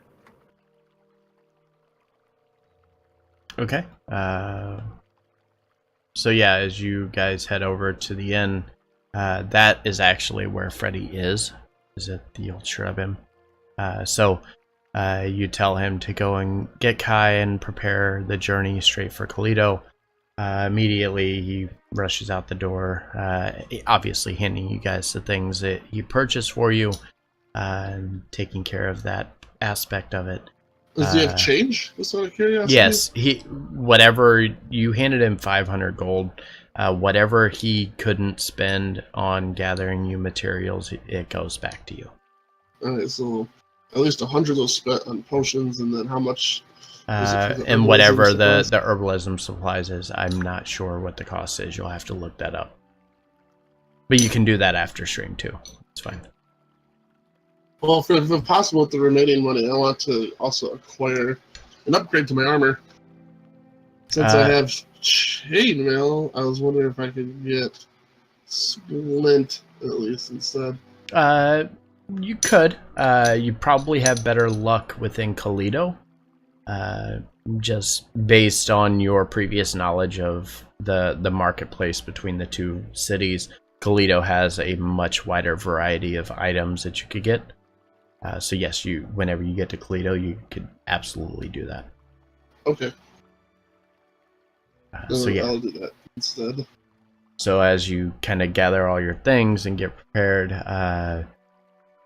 Freddy runs over and speaks with Kai, who immediately starts getting the carriage and everything together, or stagecoach, whatever you want to call it, and gets it ready and prepared for you guys, and awaits at the gate over here, the eastern gate, to head out and head towards Kalido when you're ready. I head into the Shrub Inn, to the tavern, and I slide the barkeep 1 gold, and I say, second strongest alcohol you have. Just keep them coming until I say stop. And he nods and immediately starts pouring and says, "This'll get you about 4 glasses. You okay with that?" That's fine. And so he pours the first glass and slides it right down to you. Slavomir, sitting down beside you immediately, just says, "Give me whatever, I don't care," and just brings him a big jug of ale. And he immediately starts drinking it. What's the rest of the party doing? Well, I like to do whatever preparations I said to work as an herbalism. Alright, so he'll spend about an hour, maybe 2 hours getting stuff prepared. Not quite ready to make potions, but you're getting all of the ingredients together. You're starting to mix certain components of it to get it prepared and ready to go. You feel like this will make it a little easier going forward for you to be able to make potions on the go. Right now. Alana? I have nothing to do, so I'm just gonna stare really, really hard at this piece of paper. That I have. The note thing? Yeah, I'm gonna just try to decipher it. Okay. And as you do, kind of look over it and you flip it over. And there are 2 sides to it. The front side being the music notes and the back side being the wording. And you flip them back and forth. And as you flip it back to the music notes, you kind of set it down and you pull out your lyre that you just got, and you start strumming it a little bit, and or the mandolin, I'm sorry. And the people are kind of pleased hearing the music. It's comforting, soothing, and they listen in as you kind of strum your mandolin to it. But beyond that, you gain no additional information from it. I go, woo, and take down my second drink. Well, I'm gonna try and pray to Mistra. Mistra. Yep. Mistra. Yeah, Mistra.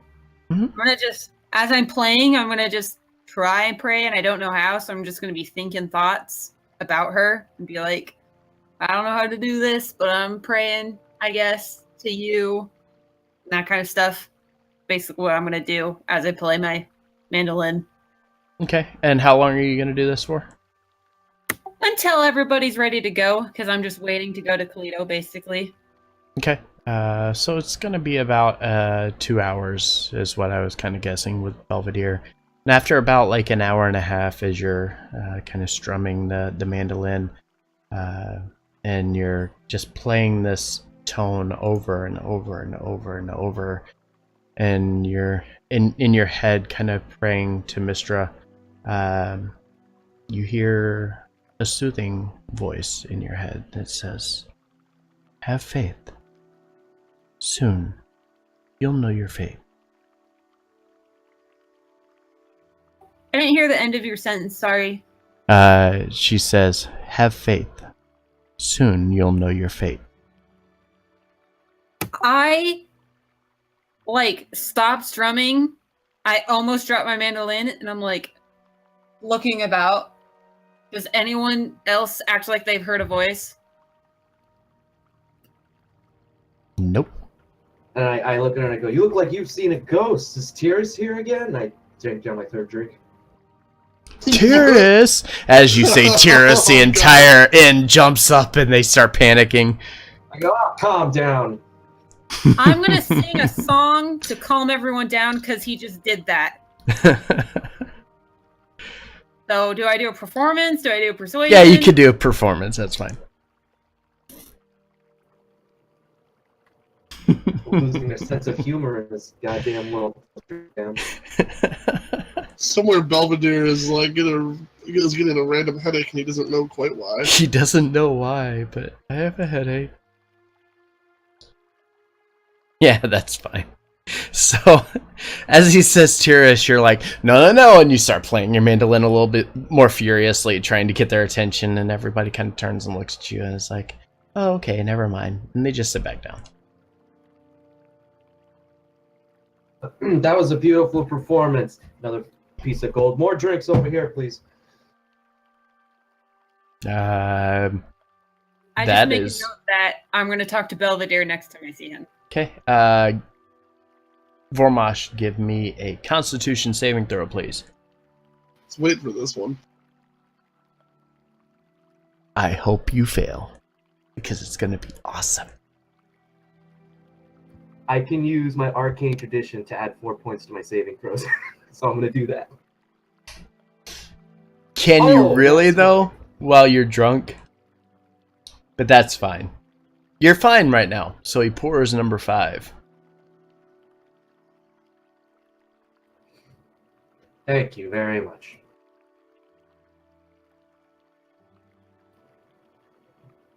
Anything else going on? I'm good for now. I'm going to slowly just start sipping the 5th one. As soon as I'm finished, I'll come back downstairs or whatever and Okay. see. And you see as you walk into the old shrub inn, you see Avalana playing her mandolin softly and quietly, strumming the same notes over and over again. You see at the bar Vormosh and Slavomir sitting side by side. Slavomir looking pretty hammered, but Vormosh looking pretty hammered, but Slavomir's just kind of sitting there, not taking any effects from any of this, because he's just drinking ale. And then the rest of the bar is mostly kind of passed out. It's pretty late. We're looking closer to midnight right now. It's starting to quiet down in the inn. Freddy waits by the door waiting for you guys to be ready, and we'll lead you to Kai when you're ready to go. Avalana, come, share a drink with us. 1 second. I'm going to go to Belvedere really quick, and hey, Belvedere. Yes? You pray to your god, right? Daily, yes. Have you ever heard a voice? I mean, sometimes. Other times it's there's communication that comes in various forms. Cause we're fighting against I won't say his name because people tend to freak out, like Vormosh did, just a little while ago. But Belvedere size. So we're going through this, and I almost died a little while ago and stuff. So I've been turning towards religion, and I was praying to Mistra for a while, and then I heard a voice in my head. Interesting. So I thought I'd ask the religion man, like, what does that mean? The religion man. Because the smart guy is clearly out of commission. The smart guy is out of commission. Should I make a religion check and try and get some insight into this possible? You can give me a religion check on this. I mean, your general knowledge of how your relationship with Tyr works would give you a pretty good understanding. With that, as you're having this conversation with her, you're kind of brought back to many times during your travels, as you would dedicate yourself or take the time to give your invocation to your god, and you would have certain thoughts that would cross your mind, or certain visions, or certain voices, whispers, different things similar to what you heard whenever you took your quest to come here. It's not uncommon that would happen, and it could happen to anybody if their mind is truly dedicated to performing such acts. Indeed. I'll relay this to Avalon and say, well, it seems like you're on the right path. Especially if Mistra is willing to, in a way, so grant you her favor, so to speak. If you'd like, I can help lead you. I can help guide and lead you in proper prayer to her at some time if you'd like. I'll take you up on that. She said something about my fate and stuff. So, yeah, I want to learn how to pray right. Belvedere smiling. Well then, call it a date, so to speak. And turns to Vormash and Slavomir is like, I think we should collect our fellows here and get started on a journey to Kalido.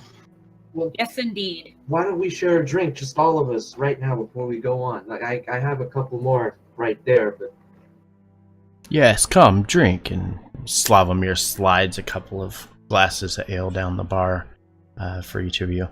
I go, oh, now you decide to talk, huh? I've been chatting up this entire bar. Sometimes I feel like you're not even here, and I down the 6 drink. Well, to be honest, you've kind of chatted up everybody. I didn't think I needed to talk. I'll drink an ale, but I'm not drinking what Vormash is drinking. I'll drink one of the ales that Slap on your head. Yep. I'll step forward and get a drink. Oh, hold on. I think I have another one. I get like my 7th drink out, and I go cheers. Go ahead and give me another Constitution saving throw, please.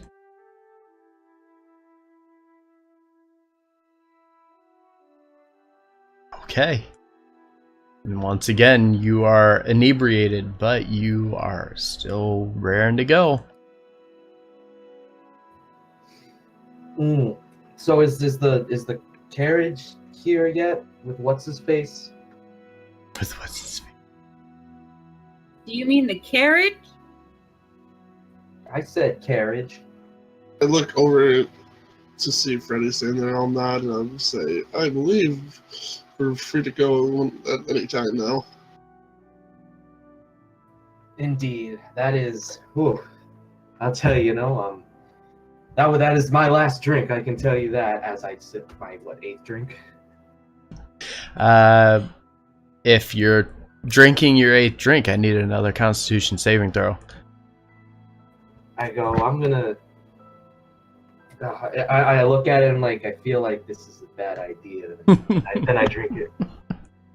Belvedere almost goes to say something, but it just keeps to himself.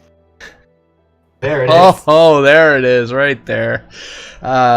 So yeah, you're as the more you drink, the heavier it sits on you, and as you're drinking, you get to number 5 or number 4, no problems. You hit number 7, doesn't feel too bad. You start drinking number 8, and you're like, hold on, this was a terrible idea. I shouldn't have done this, and immediately asked to excuse yourself, and you rush out the front door, and the rest of the party sitting inside who are just drinking ale listens as you start to make a mess out in front of the inn itself.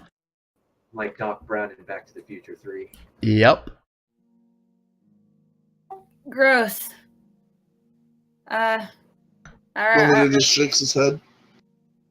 Should we be off before someone finds that mess? Or I don't know. This is for national prestidigitation. Yes, he does. But he right now he is too inebriated to do anything. He's barely on his feet, if he's on his feet when you see him.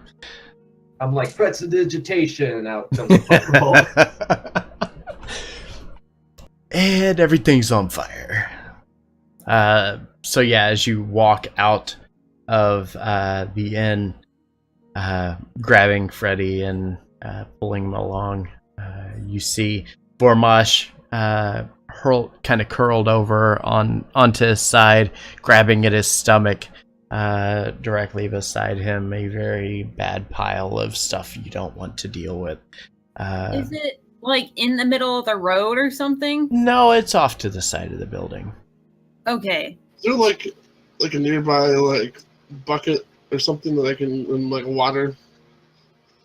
You could probably, one of these fountains, you could probably go over to and scoop water out of if you wanted to. I just like grab whatever is nearby and useful and splash some water on it a couple times. And... Okay. Yeah, and you do, and you kind of clean it up or wash a little bit of it away, and you reach down, Slavomir grabbing Vormash and kind of picking him up and hoisting him up on his shoulder. Gonna carry him over to the carriage. Also, before we leave or the stagecoach. Also, before we leave the bar, I don't know if they have like flasks you can buy directly from the bar. If not quite that, then just like a bottle of something to go. Yeah, you could buy a bottle of any hard liquor that they have on their shelf. They'll gladly sell you the rest of one of the full bottles, or a mostly full bottle if you wanted to take it. Yeah, I'll do that. Yeah, and it won't set you back much. It'll set you back like 2 silver pieces. It wouldn't be a lot. Okay. Wait, so did he wake me up at this point? Oh no, you're not awake. Slavomir's just carrying you to the stagecoach. I mean, I could wake you up, but I'm not going to currently. I'm debating whether or not I feel like using my lay on hands. So yeah, you make your way over here to the gate, at which point you see Kai has kind of propped his feet up and is just sitting at the front of the carriage or the stagecoach, waiting for you to get there. And as you kind of approach, Freddy kind of takes off a little bit before you get there and starts yelling and shouting out to Kai to get ready to leave. At which point, Kai quickly straightens himself up and checks the horses, makes sure everything's okay, and then looks back and says, "Well, climb in when you're ready. We'll head to Toledo immediately." I'm assuming George is probably lashed to the wagon or something maybe at this point too. I mean, yeah, if you're wanting to bring him with you, yeah, you could just tie him onto the back of the stagecoach and have him slowly follow behind. Yeah, that's what I want to do. Can I have help Slavomir put Vormash into the carriage as softly as possible so he stays asleep? Yeah, absolutely. Give me a sleight of hand check. With advantage? Yeah, with advantage, because Slavomir's helping you.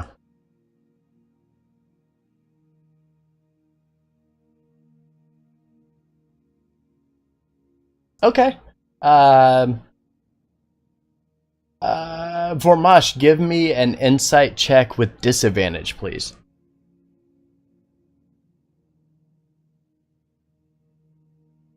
Oh! All right. All right, so even at disadvantage, as you're slowly lowering him into the stagecoach, all the movement from way over here at the end to where the stagecoach is over here has started to bring Vormash back a little bit, and as you lower him into the stagecoach, he begins to stir and wake up a little bit. And seeing you guys put him into the stagecoach, I imagine might want to say something. Am I still hammered? Oh yes. Guys, I had a Can I vision. try to sing a lullaby so he falls asleep? Give me a performance check. Who are you people? Who are you people? I don't know you. Oh, where's Freddy? Where's the bartender at? Oh, wow. Yeah, so as your Vormash begins to stir a little bit, Avalana's quick thinking, she reaches over, grabs the mandolin, and starts playing a nice little lullaby, to which Vormash slowly starts to fade out a little bit. Not immediately, takes a little while. You get about 15 minutes into the journey, but he's not coherent enough for you to understand anything he's saying anyways. So eventually he starts to fade out. As soon as I'm sure he's asleep, I get my disguise kit out and I want to draw a mustache on his face. I already have a mustache. It'll be on your forehead.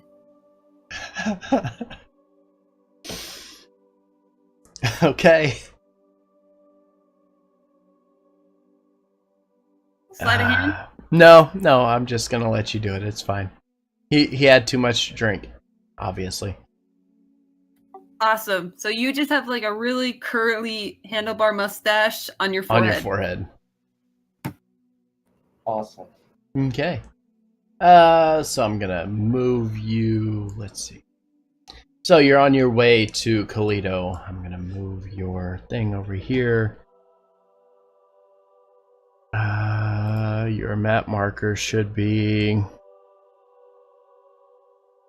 over here, all the way to the west of the map here, which would be the east because this map is upside down.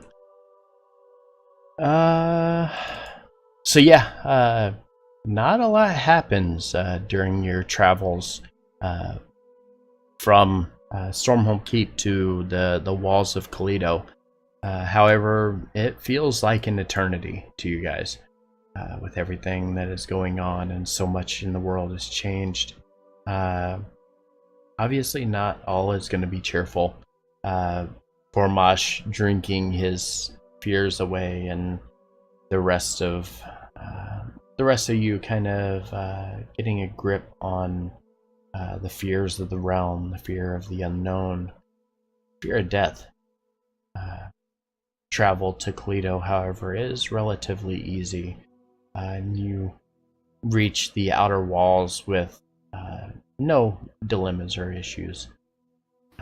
Would I be able to get a chapter read or two in on the journey here? Absolutely. It's going to be a multi-hour journey. I'll let you do 2 chapters. Sweet.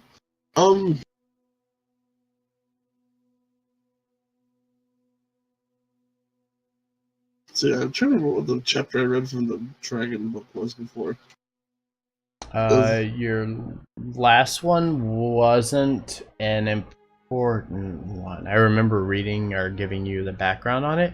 I believe it was the rise of Cryonesis. Yeah, I was going to say, 90% sure it was chapter 4. I believe that was it, yeah. So I'll read chapter 5 from that book. Okay. And then I will read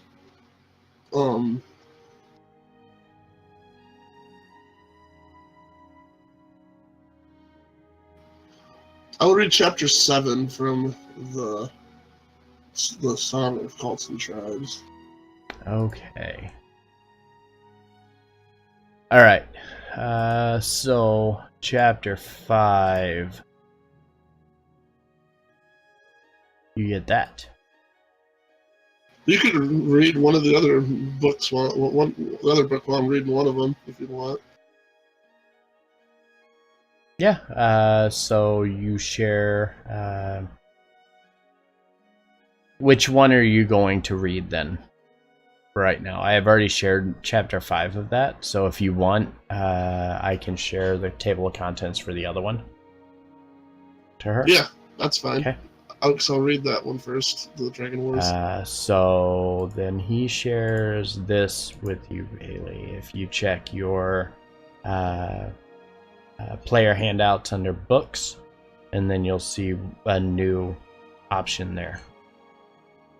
And then just tell me which chapter you're wanting to read. For your chapter 7, you really don't glean much off of the Champions of Fortune.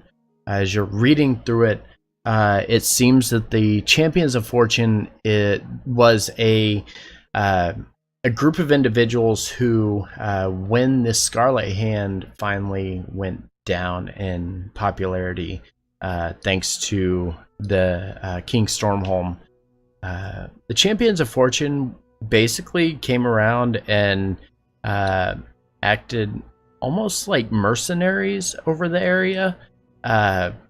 They looked for ways to help each individual city and make them achieve the goals that they wanted to achieve. There were some less than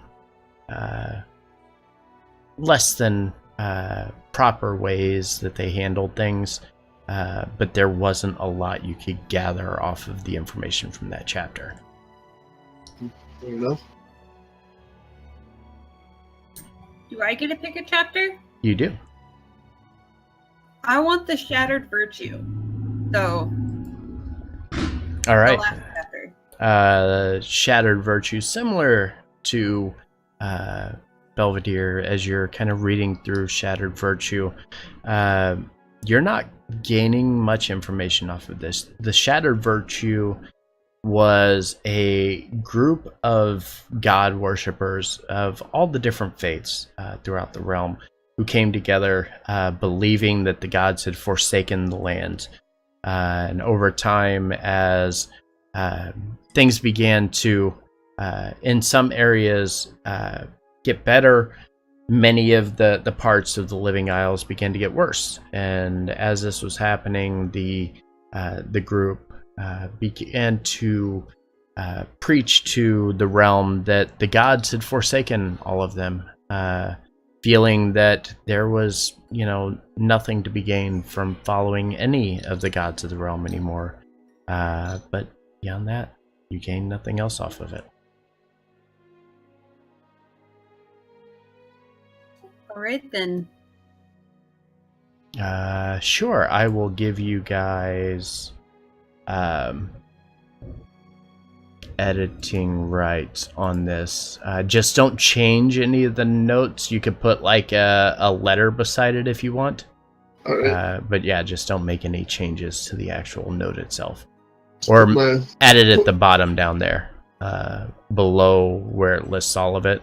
Just enter down a few lines and then put that you've read those. Probably just put my initials next to the chapters. All right. So, you guys make your way to Colito. It appears that the city of Colito itself is wrapped with its own dilemmas, with the initial attack of Tyrus and his undead horde, and then now the rumored entry of the Alliance breaking into the city's political prison to free the traitorous Bovictus. Security is that you once knew within the city is now a thing of the past. As you approach the southeastern gate, which is where you guys are at now, the guards look down at you from atop the tower. Appears to be a little different than before. The door itself, the outer door, is completely closed off from travel coming into the city. The guards, heavily armed, wearing very ornate type of armor with all of their gear on them directly, where before it was just normal city guards wearing leather armor. It wasn't a big ordeal. Security has obviously become a very high priority within the city walls here. As you reach the outer gate, you watch as one family who is directly in front of where you guys are at is turned away almost immediately. The guards not letting them through. As your cart comes into position, the guards look down at your location and says, Sir Kai, who do you have with you? And Kai, sitting in the front, looks up and says, it's the champions of the Empire. Can you let us in, please? And the guard looks and motions to the guards on the ground, who immediately begin to circle the cart, reaching for their swords as they kind of surround the outer edges of the caravan, or the stagecoach itself. And then they kind of peek their heads in and look inside and inspecting everything on the cart itself. And as the cart's now at a stop, one of the guards who's looked in looks at the party and says, "What are you doing in our city?" We're here on business on behalf of the king and kingdom, friend. We've also been here previously. We're the champions who helped quell the unrest at the Temple of Tiras, the shrine. As you say this, he nods and looks over at his other friend, or his other individuals on guard duty, and looks up at the guard at the top, who's manning the station to open the gates itself. And with a bit of a wave, the door begins to open. As you kind of see this, he waves to Kai to tell him to get into the city. The city, as you make your way in, and you're kind of out here, the city is still abuzz, though a little more battle-minded than it was before from your previous visit about 7 or 8 days ago. The merchants and smiths and other vendors spend their time preparing the city for war, with the men and women of the city pitching in wherever they can, helping to fortify the outer walls, or even trying to help build armor or prepare other things. Yes. There are several new recruits running through the city streets for the Kaledo army, performing various routines, doing some basic training kind of stuff, practicing battle formations, even doing a little hand-to-hand combat, trying to get prepared. It appears that the recent actions of the Alliance caused the people in the city to become a little more involved in the defense of the city of Kaledo itself. As you kind of make your way over right in front of the Handle Inn, you get a pretty solid look over the city, noticing that the bureaucratic section of the city up in this area up here has been completely closed off from the rest of the city itself. The gates closed similar to what they were on the outside when you first approached.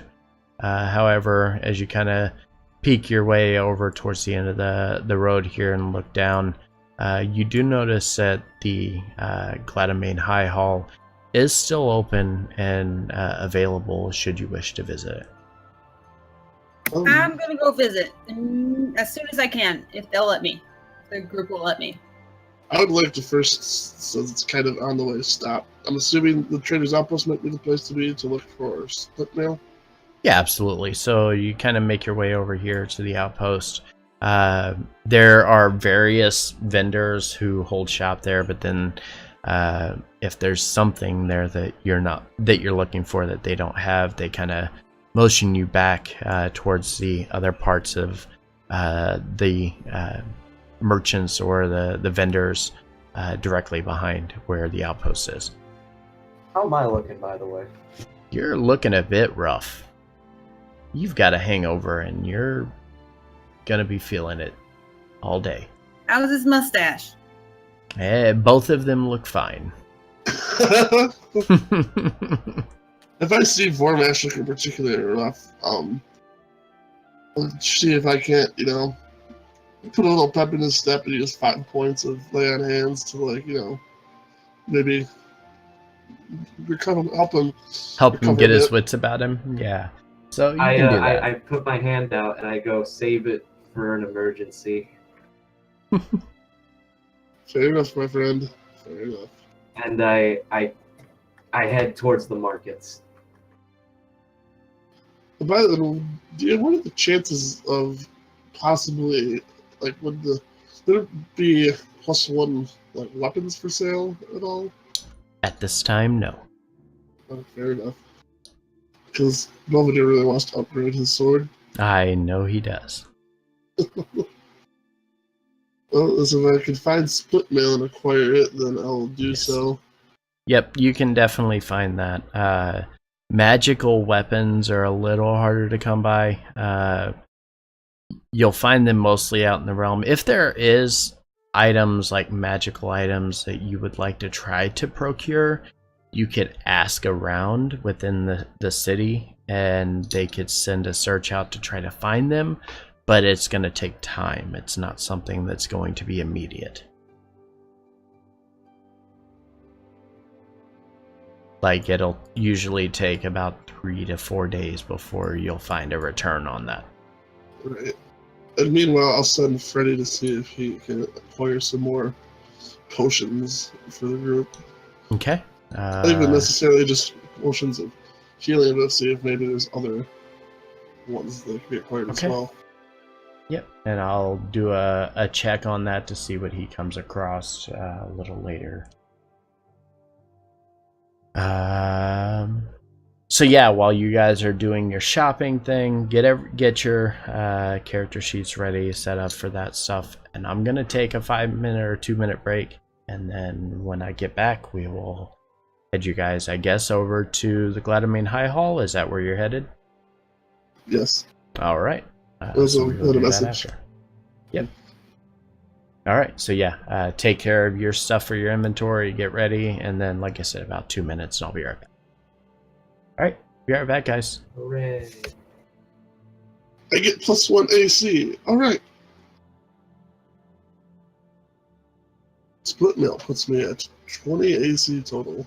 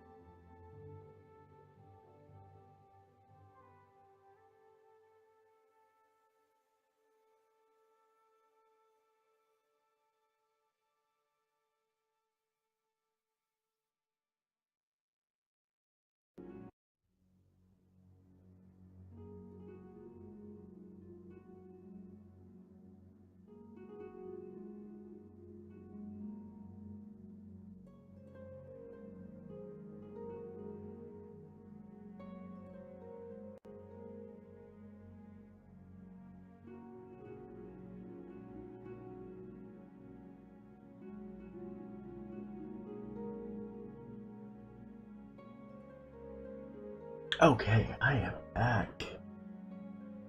Alright, I am back. Is everybody here? I'm here. I am here. Yep. So, Alright. selling my chainmail, I'm assuming, will be half price. So you'll get face value out of your chainmail, and then you can purchase the splint at face value as well. Ooh. So, Yep. So whatever you would get out of your chain, you can immediately use to buy your other.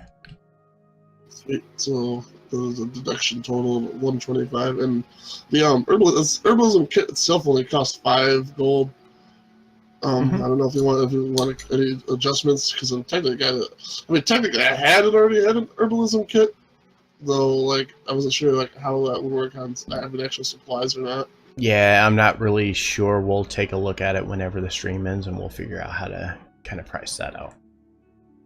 So at least now I'm down between the 2 potions and the split mail and whatever else Freddy gets. Yep. For potion wise, at least right now it's 100 or 225 out of the 500. Yep. Sounds good. Alright, so you finish your shopping. Vormash still looking a little rough. But everybody else is pretty much okay. You make your way down to the Gladamain High Hall. What you doing there? Oh, doing the math on it. Yep.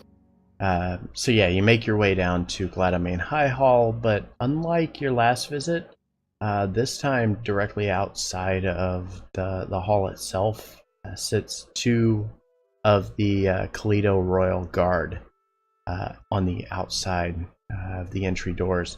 And as you approach, the larger individual who kind of makes Slavomir look a little tiny walks up directly in front of you and says, "Weapons, please."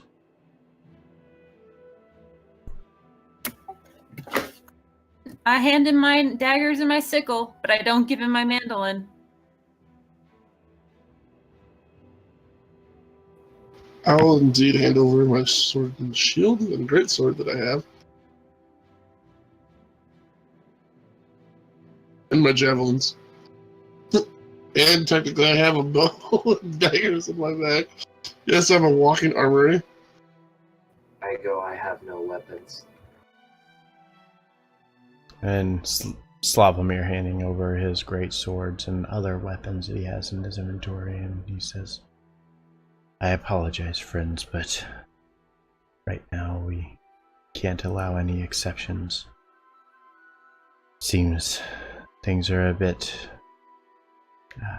out of place now in Kalido, and the city is a bit on edge. And to be honest, I can't blame them." And as he kind of says as he reaches back and the motions to the other guy standing at the door, who opens the door a little bit, allowing you passage into the Kalido High Hall. And as you kind of approach and you walk in, you see the similar scene that you saw the first time you were in here, and the platform at the end of the room lifted off the ground with the 6 chairs to the side and then the 1 chair sitting in the middle. And as you approach this time, you see a very familiar face in Lady Gladamain, who has traveled from the keep back to Kalido. She looks exhausted, spent a lot of time awake helping the city and the people, trying to help prepare as much as at least possible for the individuals in the realm. With the news of Bo's escape having had a very lasting and negative effect upon the Empire, Lady Gladamain's doing everything she can to keep it contained. And as you start to approach, her very weary eyes turn and catch a glimpse of you, and she kind of smiles and looks over at you and says, "Oh, my friends, my dear, dear friends, it's good to see that you are well." I go, "My lady," and I try to bow and I lose my footing a bit. I'll kind of have a hand and help support Vormaj up as I also Do any take a of knee them and point save out him. his mustache? Nobody's pointing it out. And Lady Gladamain is not saying a word.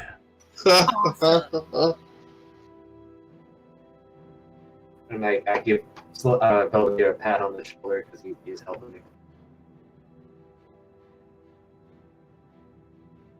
She kind of looks over you guys and says, "This is quite the troubling time for our city. You've got so much work We ahead, have- though." If I may speak, Lady Gladamain. Very well. We have a lot to discuss. We tried to discuss it with the king, but I'm afraid he is not quite happy with us at the moment. So we decided we would discuss things with you. We have a lot of news. Very few of it is good.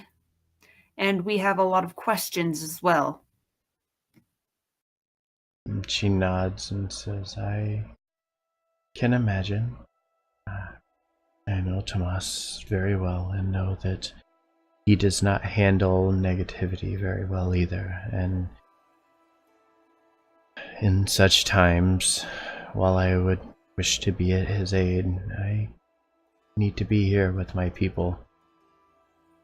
But you say you have news and things that you need to discuss, so please, tell me, what do you know?"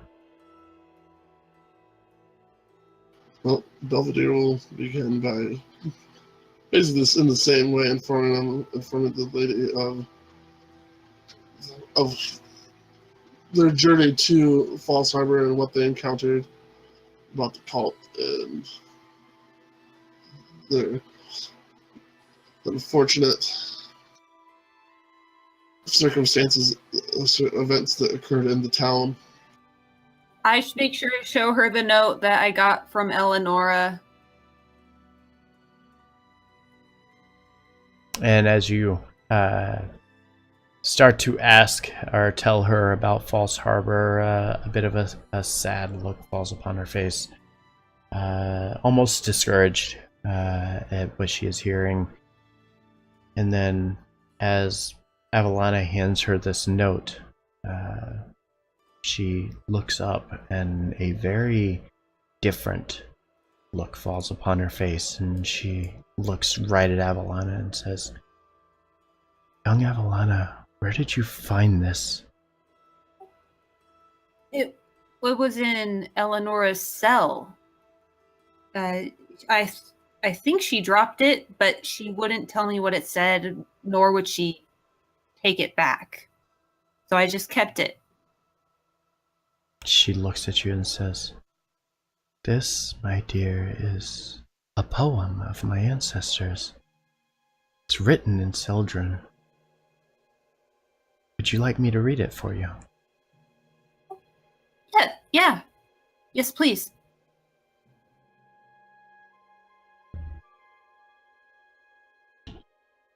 Trying to send you something, hold on. I want to make sure that it's all here. Okay, I updated it for you, so if you open the note, you'll see it as well. And she looks at you and says, "Well, it reads, trees of blue hide the tomb. Paths of 3 mark the way. Runes of purple, blue, and yellow. Their paths unique, I must say. Each path's end lies a second rune, which helps unlock the door. But 3 must touch them to return, and our power it shall restore." That is a very beautiful poem, and I believe it has a second meaning to it. And she smiles and says, "It absolutely does. But do you know what that meaning is?"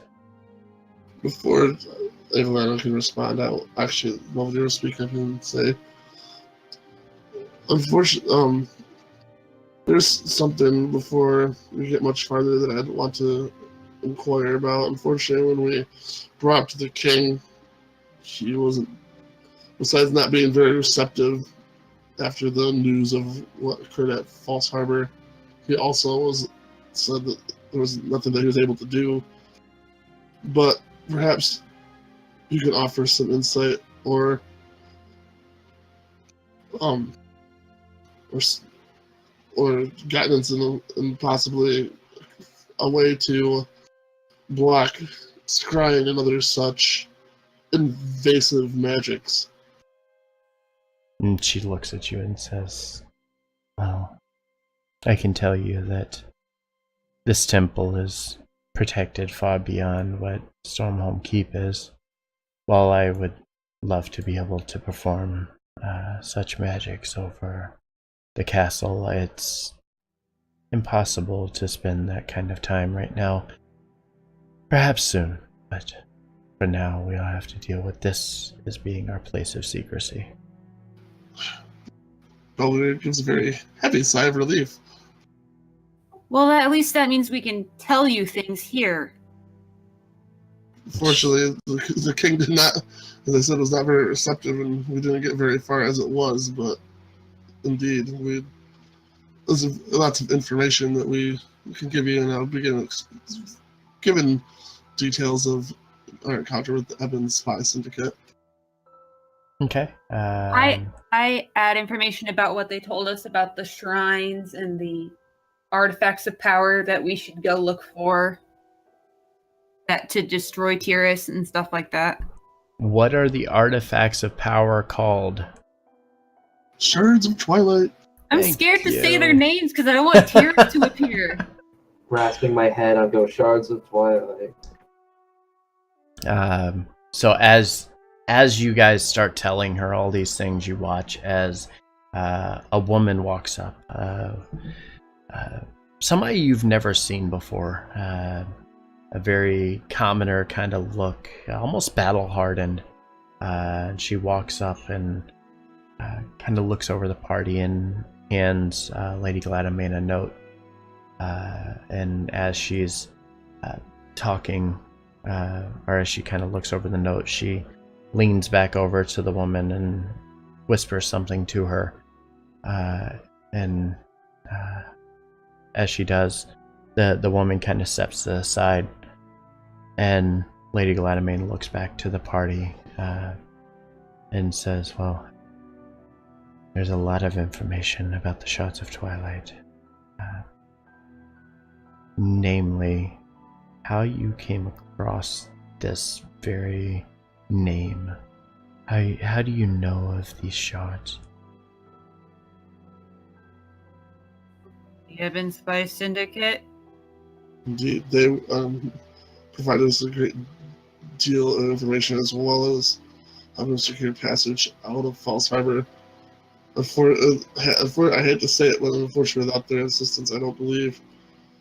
To put it simply, having otherwise gotten out of the town would have been would have resulted in even more troubles than what we're already currently facing. And she kind of nods and says, well, the Shards of Twilight. I'm sure you've been told who their creator is. Indeed. Yes, Ezator the Great. He was a fine wizard. Perhaps the best ever lived in the realm. I knew him well. He toiled day and night, attempting to perfect his art of disguised magic items. I believe that having items that could be detected was a terrible waste. However, if a user could conceal the items, yes, that's quite different. That makes the bearer far more powerful. Thus, we've been very fortunate that Tyrus has not been able to actually find the items themselves. As you mentioned, I'm sure these are going to be vital in taking him down. And if we're going to get there, we are absolutely going to need Ezator's handiwork and these Shards of Twilight to do so. He created several unique fragments that spread throughout the realm. It is said that he poured all of his power and energy into these shards, and then asked the Mistress of Magic to protect them one by one. Each one of these shards hold a very specific power based on the various schools of magic. One such fragment was given to the people of Clycair and resides within the Shrine of Icorus. The shrine is a very popular tourist attraction and can be found in the Sanguine hinterlands to the northwest of Toledo. While the shrine is easily accessible, finding the real Shard of Twilight within the tomb of her fallen is going to be a little more difficult. There's also a rumor of a Fire King holding one in his temple, but, well, to be honest, we haven't heard from him in many ages. My head feels like it's on fire. We were planning to go to the Tomb of Icarus, or at least try to find it, but we haven't heard of this Fire King. She looks at you and says, "That's not surprising, actually. The Fire King is, how can I say, a quiet individual, should you not interrupt him. He has a chamber within the Forge Summit, volcano to the southwest of here. He's not your typical king, though." Can I possibly get a look at the map, the island map? Absolutely. I go, well, we're not typical heroes, I say, looking at her, unaware of my forehead mustache. So as you requested for the map, she mentions the Forge Summit, which is located here. I figured as much. Overdue is noticeably lost in thought. Speaking of Etzator, I have these coins that act as keys to certain shrines. Have you or anyone else seen stuff like this? And I show her the 2 coins. And she takes the coin from her hand, or from your hand, and kind of looks it over and says, "Well, of course, I mean..." Not so loud. She looks at him and says, "But I have something a little more interesting for you." And what might that be? And she hands you the coin back, and as she does, she walks over to the podium and kind of turns her back to you, and as she returns, she hands you a book. The book bears a very unique cover, with a small coin built into the leather band which wraps around the front cover of it. The cover of the book is mostly made of leather and wood, with the wood exposed in many places around the edges. The leather that wraps around the cover is very thin and embossed with several symbols pressed into it all around. And she looks at you and says, "We found this yesterday while our men were securing the city. We know nothing of it, other than the fact that it was dropped in the market here in Toledo. And nobody has laid claim to it. The topic is something that you might be very interested in." I see. Thank you very much. And I tuck the book in my pack. Now, Bovictus escaped from prison, correct? And she nods and says, "It would seem that the Alliance was able to scout out our prison very well. Or at least paid very handsomely to the ESS to gather the right information. Though this would be quite the moral defeat for us, we can't dwell on what has happened. Bovictus has escaped, and short of going to Briar ourselves to return him back to prison, we can't do anything else about it. I'm sure the Alliance is now planning a way to retaliate against the king. We obviously must consider that first. I'm also certain that you are aware that of Tyrus's. You are as aware of Tyrus's strengths as we are, and perhaps we can use that to our advantage. How What do you take it? mean? Yeah, what do you mean by that? Because every time we meet him, he's not happy with either side of us. That's just the feeling I get from him. And she smiles and says, "Yes, dear, but are you thinking big picture or what's in front of your nose?"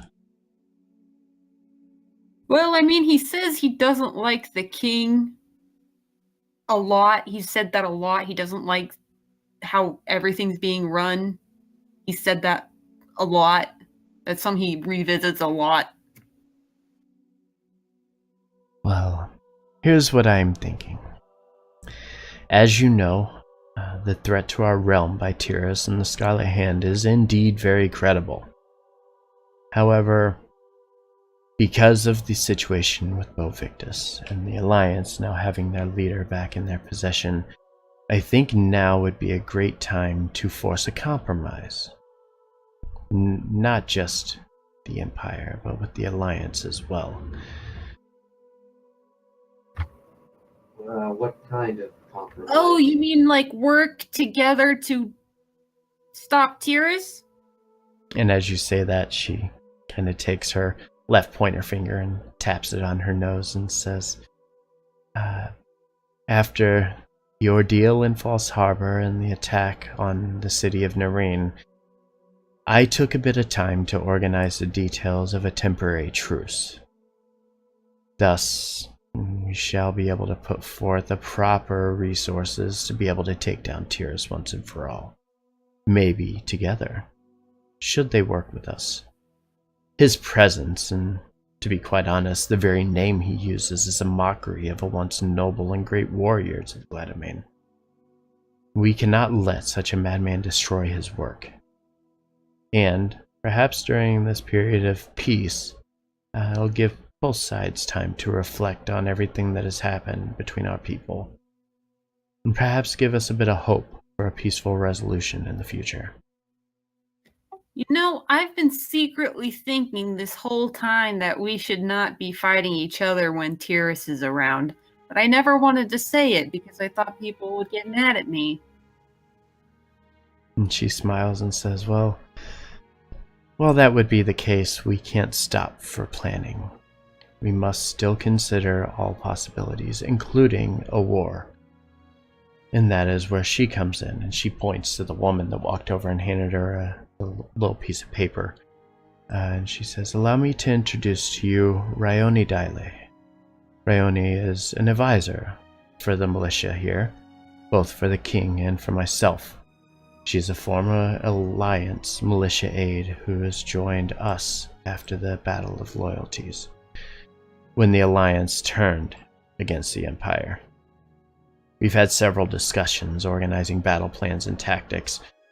Ryoni has advised that perhaps it is in everyone's best interest to push the war aside for now, but obviously she's not stopped planning ahead. Belvedere nod and ask, is the king aware of this truce and the possible meetings that are going on? And she nods and says, oh, absolutely. I wouldn't pass anything by the king without checking for his approval first.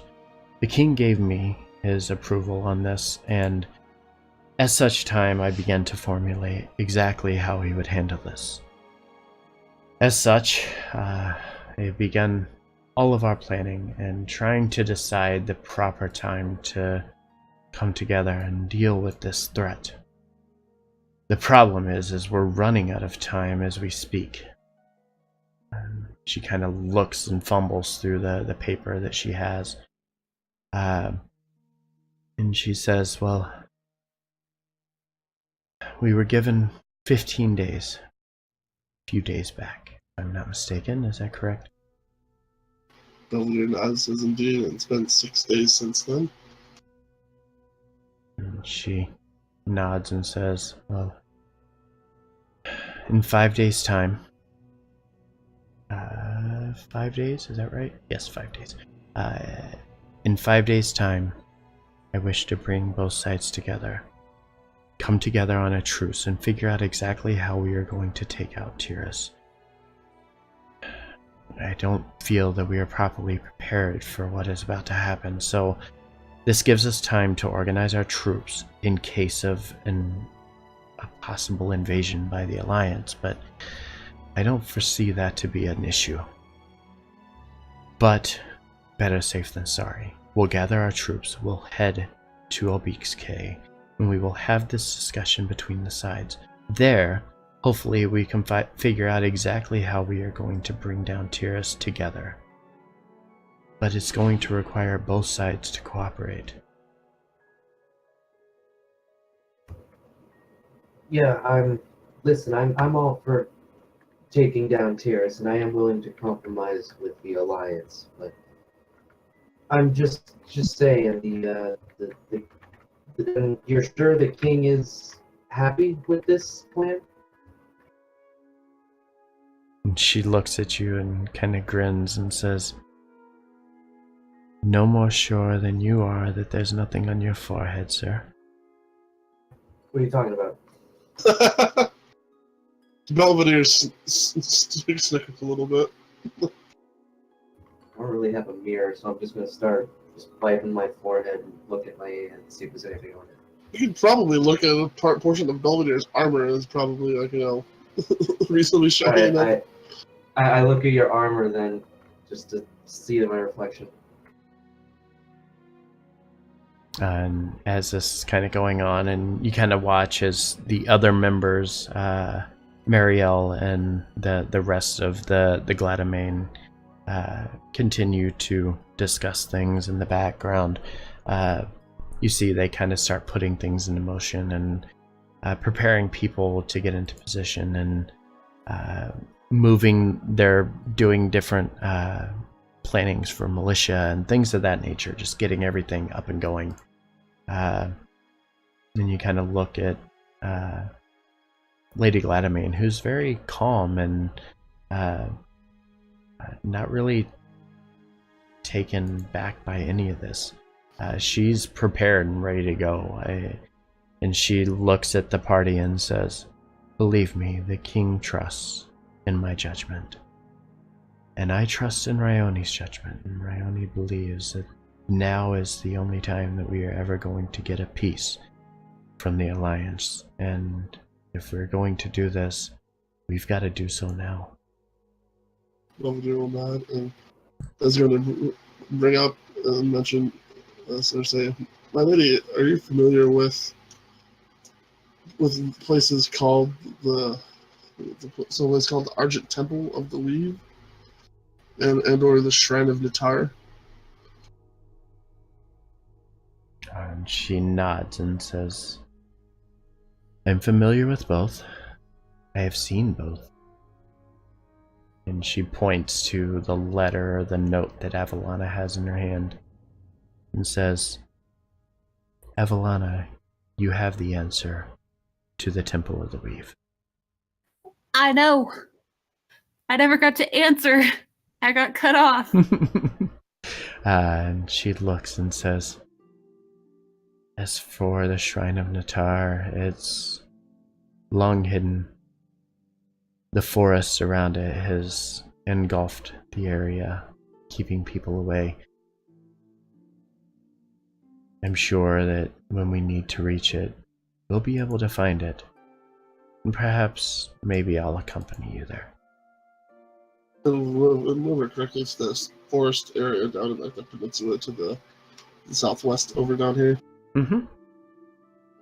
That's correct. And to clarify, the forest summit is the Fire King. He can choose something to do with Shards of Twilight, or just I was a little confused. And as you bring up the Fire King's name again, she says he's a bit of a hothead and kind of smiles and then says, But in all seriousness, he's not a kind king. When you go there, I am certain that the Fire King will put you through several trials, should you ever reach to even speak to him. When you do speak to him, do not expect him to give you the proper answers you're looking for, and do not stop from slaying him if you need to. He will stand in your way to protect that shard for the rest of his life.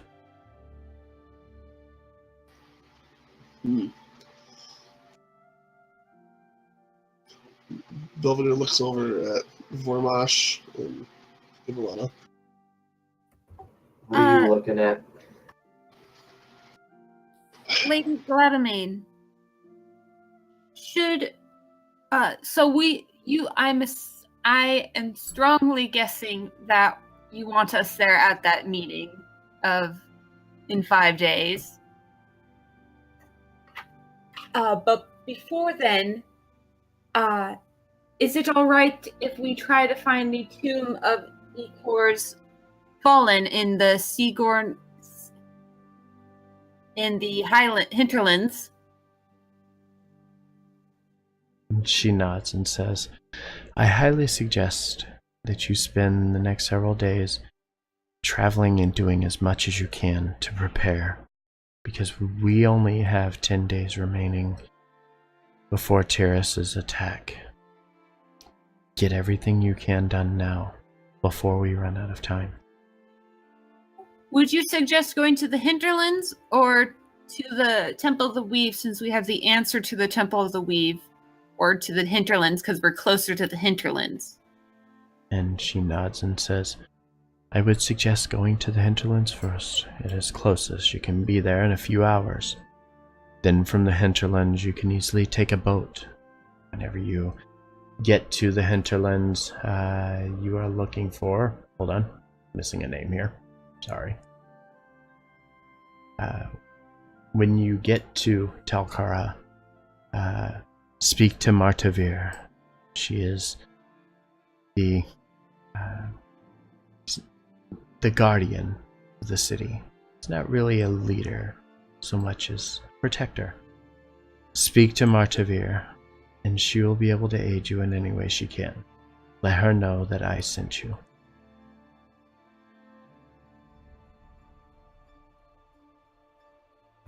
You got it.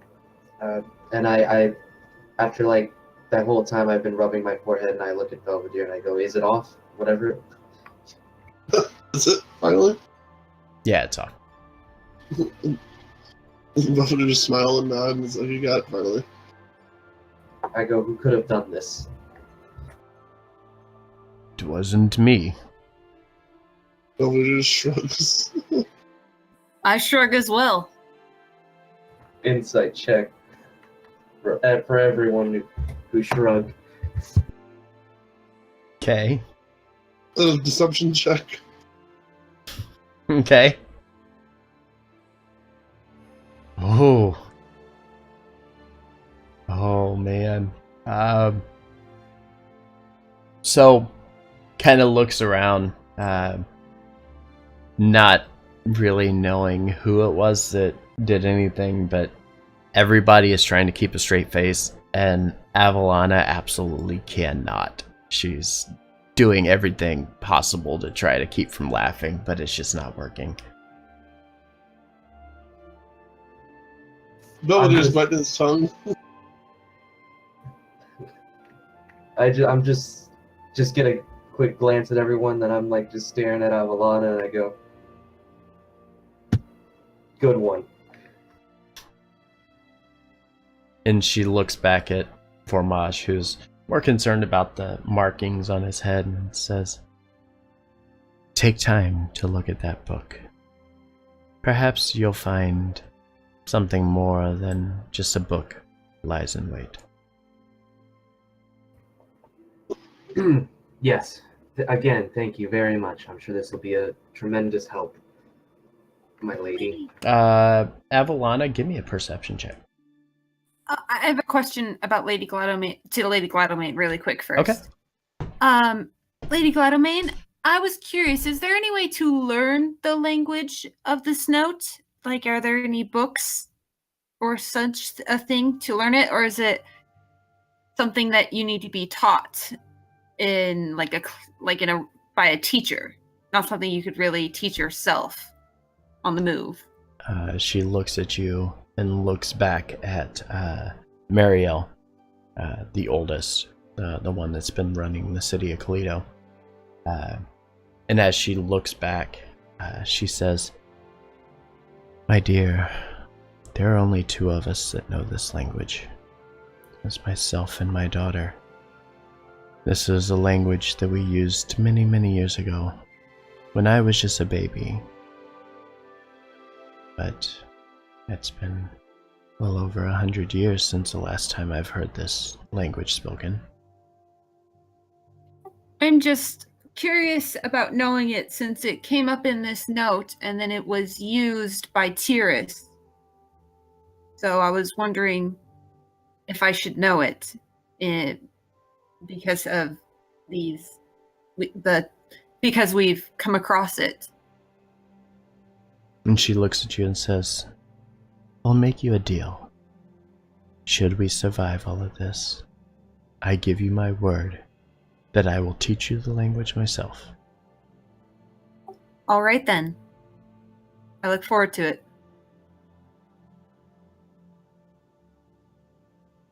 All right. And you asked me to roll perception? Yes. I rolled. Oh yeah, you did roll. When you saw Lady Gladomane hand the book over to Vormage, you looked at the book very intently. Something looked familiar to it. And as you looked at it, you recognized immediately where you had seen it from. It was the book that Eleonora was carrying in her hand. My eyes almost pop out of my head. And Lady Gladomane, where did you say you got that book? It was found in the market, just on the ground. Nobody laid claim to it. I have no idea why it was there or who brought it, but it was a couple days ago. No one said they saw anyone carrying it or dropping it or anything like that? No one saw a woman or something or anything like that? As you kind of say that, she looks at you and says, "What do you know of this book?" This is the book Eleonora was holding when we found her. Eleonora, that's the lady that Tomas sent you after. Yes, she had this book when we found her and when she was taken, but when we saw her again, when we faced Tyrus, when he took the ring from us, she didn't have it. She looks a bit puzzled and says, "That's quite interesting. I'm not sure exactly who dropped it or left it behind. As I mentioned, it was just dropped in the market. Our guards didn't even get a good view of anybody that would have held it.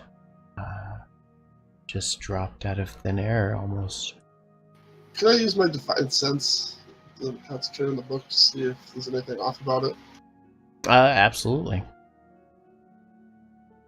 And as you use your Divine Sense to figure out what is going on with this,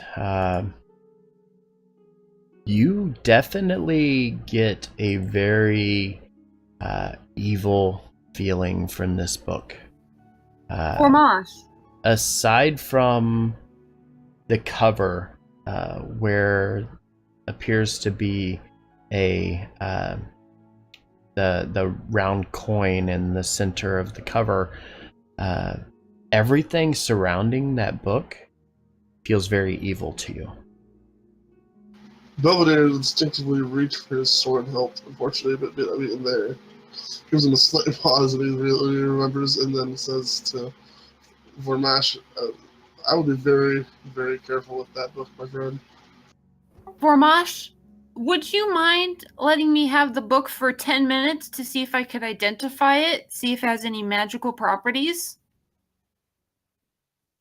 Oh, so you want to borrow my book, do you? Yeah, okay. Well, I just... Can And I pull out the book and I hand it over to you. But before I do, I turn to Belvedere and I go, what do you mean by be careful with this book? And I take it from him before he can, like, change his mind. It's getting very, very strong sense of evil coming from that tome. And Evelana, as you start to thumb through it a little bit, most of what you are seeing pertains to the Scarlet Hand. Various incantations, different rituals, details of spells, and how they were performed throughout the ages of the Scarlet Hand. A bit of demonic languages and curses. A little bit of everything is found within this, but everything ties back to the Scarlet Hand. And as you cast Identify over the book itself, you sense nothing off of this book. I sense no magic from the book, Nope. but when I flipped through it, I saw magical writing. And not just magical writing, but some of the words actually glow. I turned to Vormash. This is very strange. My Identify spell, I don't sense any magic, but when I looked in the book, I see magic. The writing has magic on it. Like, there's spells in this book, and the writing's glowing, so there is magic in this book, but I don't sense it. I reach out to examine the book myself. I give it to him. When I actually, can I have an investigation check and see, possibly maybe what the book's made out of? I actually told you what the book was made out of, so I'll Oh. give you a description again of the book. The book has a very unique cover.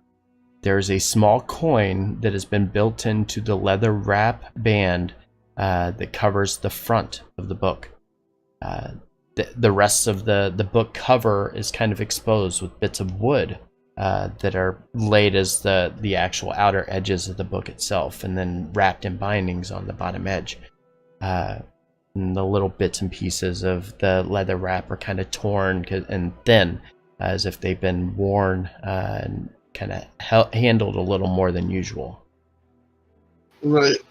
Specifically, can I tell maybe what kind of leather it is? And do I recognize the coin as the coin looked like the coins that Vernash has out of? Okay, give me an insight check. Lady Gladamain, didn't you say that the wizard, I can't remember his name, was trying to make magical items that wouldn't register as magic? And as you say this, she nods and says, that was Ezator's specialty. That was exactly what he did. And as Belvedere's looking at this, he gets this really strange feeling and reaches down to his pocket and grabs his knife and puts it underneath of the coin and pries the coin out of it. And when he pries the coin out of it and it flips over, on the back side, it reveals a similar symbol to the symbols on the 2 coins that Vormash has already gathered. And as soon as that comes off, Avalana, your Identify spell immediately picks up on the book, and you can now see everything on the book. It's glowing with magic. Oh my gods! Does the coin look like very much similar to the other two coins? Yep, it certainly does. On the front side, if when Vormash looks at his coins, on one side it has a symbol that matches across all of them, and then on the other side there's a different symbol on each one of them. The symbol that was on the back side, or on the front side of the face of that, was a different symbol than what all the others had. But when you pried it off and you saw the symbol on the back, that was the one that matched all the other coins. Well, hat trick. And I'll hand the coin to Vormash. Vormash, your coin is what hid this book's magic. It makes sense. Back in Lomera, those coins were also able to hide the magic of that illusion behind the waterfall. Indeed, and they also were the ones that unlocked the that shrine that was inside the cave. Oh, thanks. Thank you for getting me another one of these. Now I have 3. So what? So are you able to pick up magic now that the coin is off?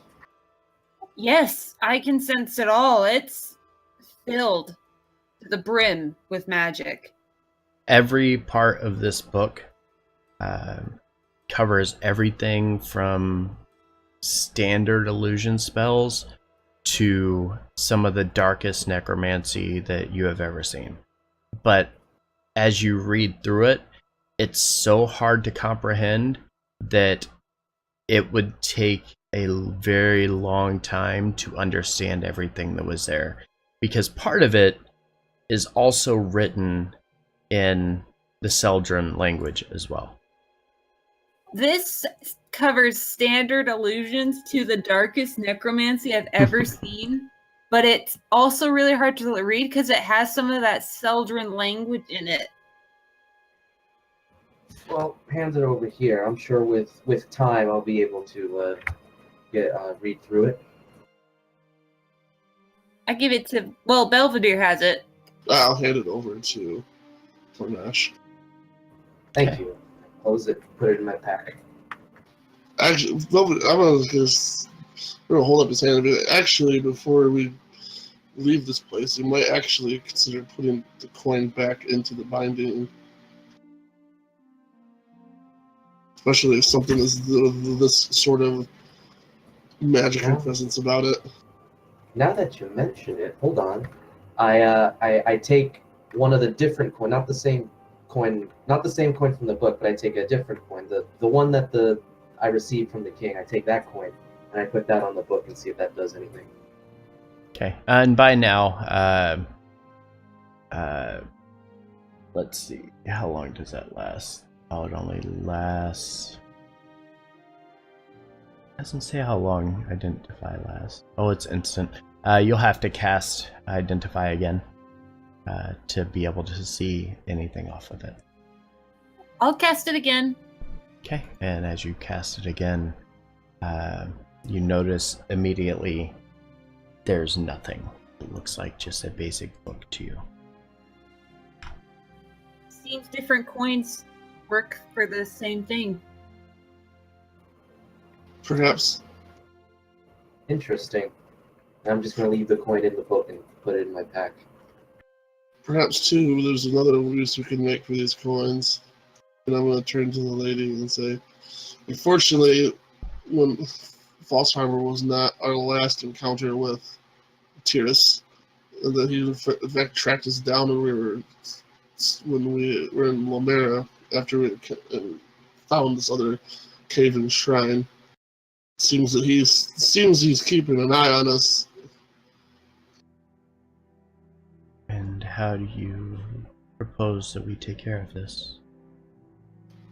Is there any sort of, well, ideally if there's some sort of enchantment or item that we could use that would protect us from scrying magics and the like, so that we cannot be traced as easily. Or, as I motion toward Vormash, the coins he has, if somehow these can suppress the kinds of identification and scrying magics as well, then perhaps there's a way we could channel the power of the coins to our benefit. And she kind of... Or even if there's like a box we can put important stuff in so that he just can't get it, that'd be cool. She kind of looks at you and shakes her head and says, no, that's not how Azatora's items work. You see, that book was made to accept that coin. When you enter a coin, one of his coins, into that item slot, the magical properties of that book allow it to bind immediately to the key, and keeping it from being viewed from the outside. However, you doing so on a person is much different.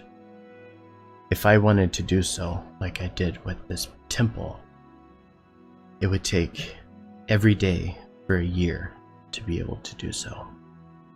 We don't have that kind of time to be able to do so for anything else.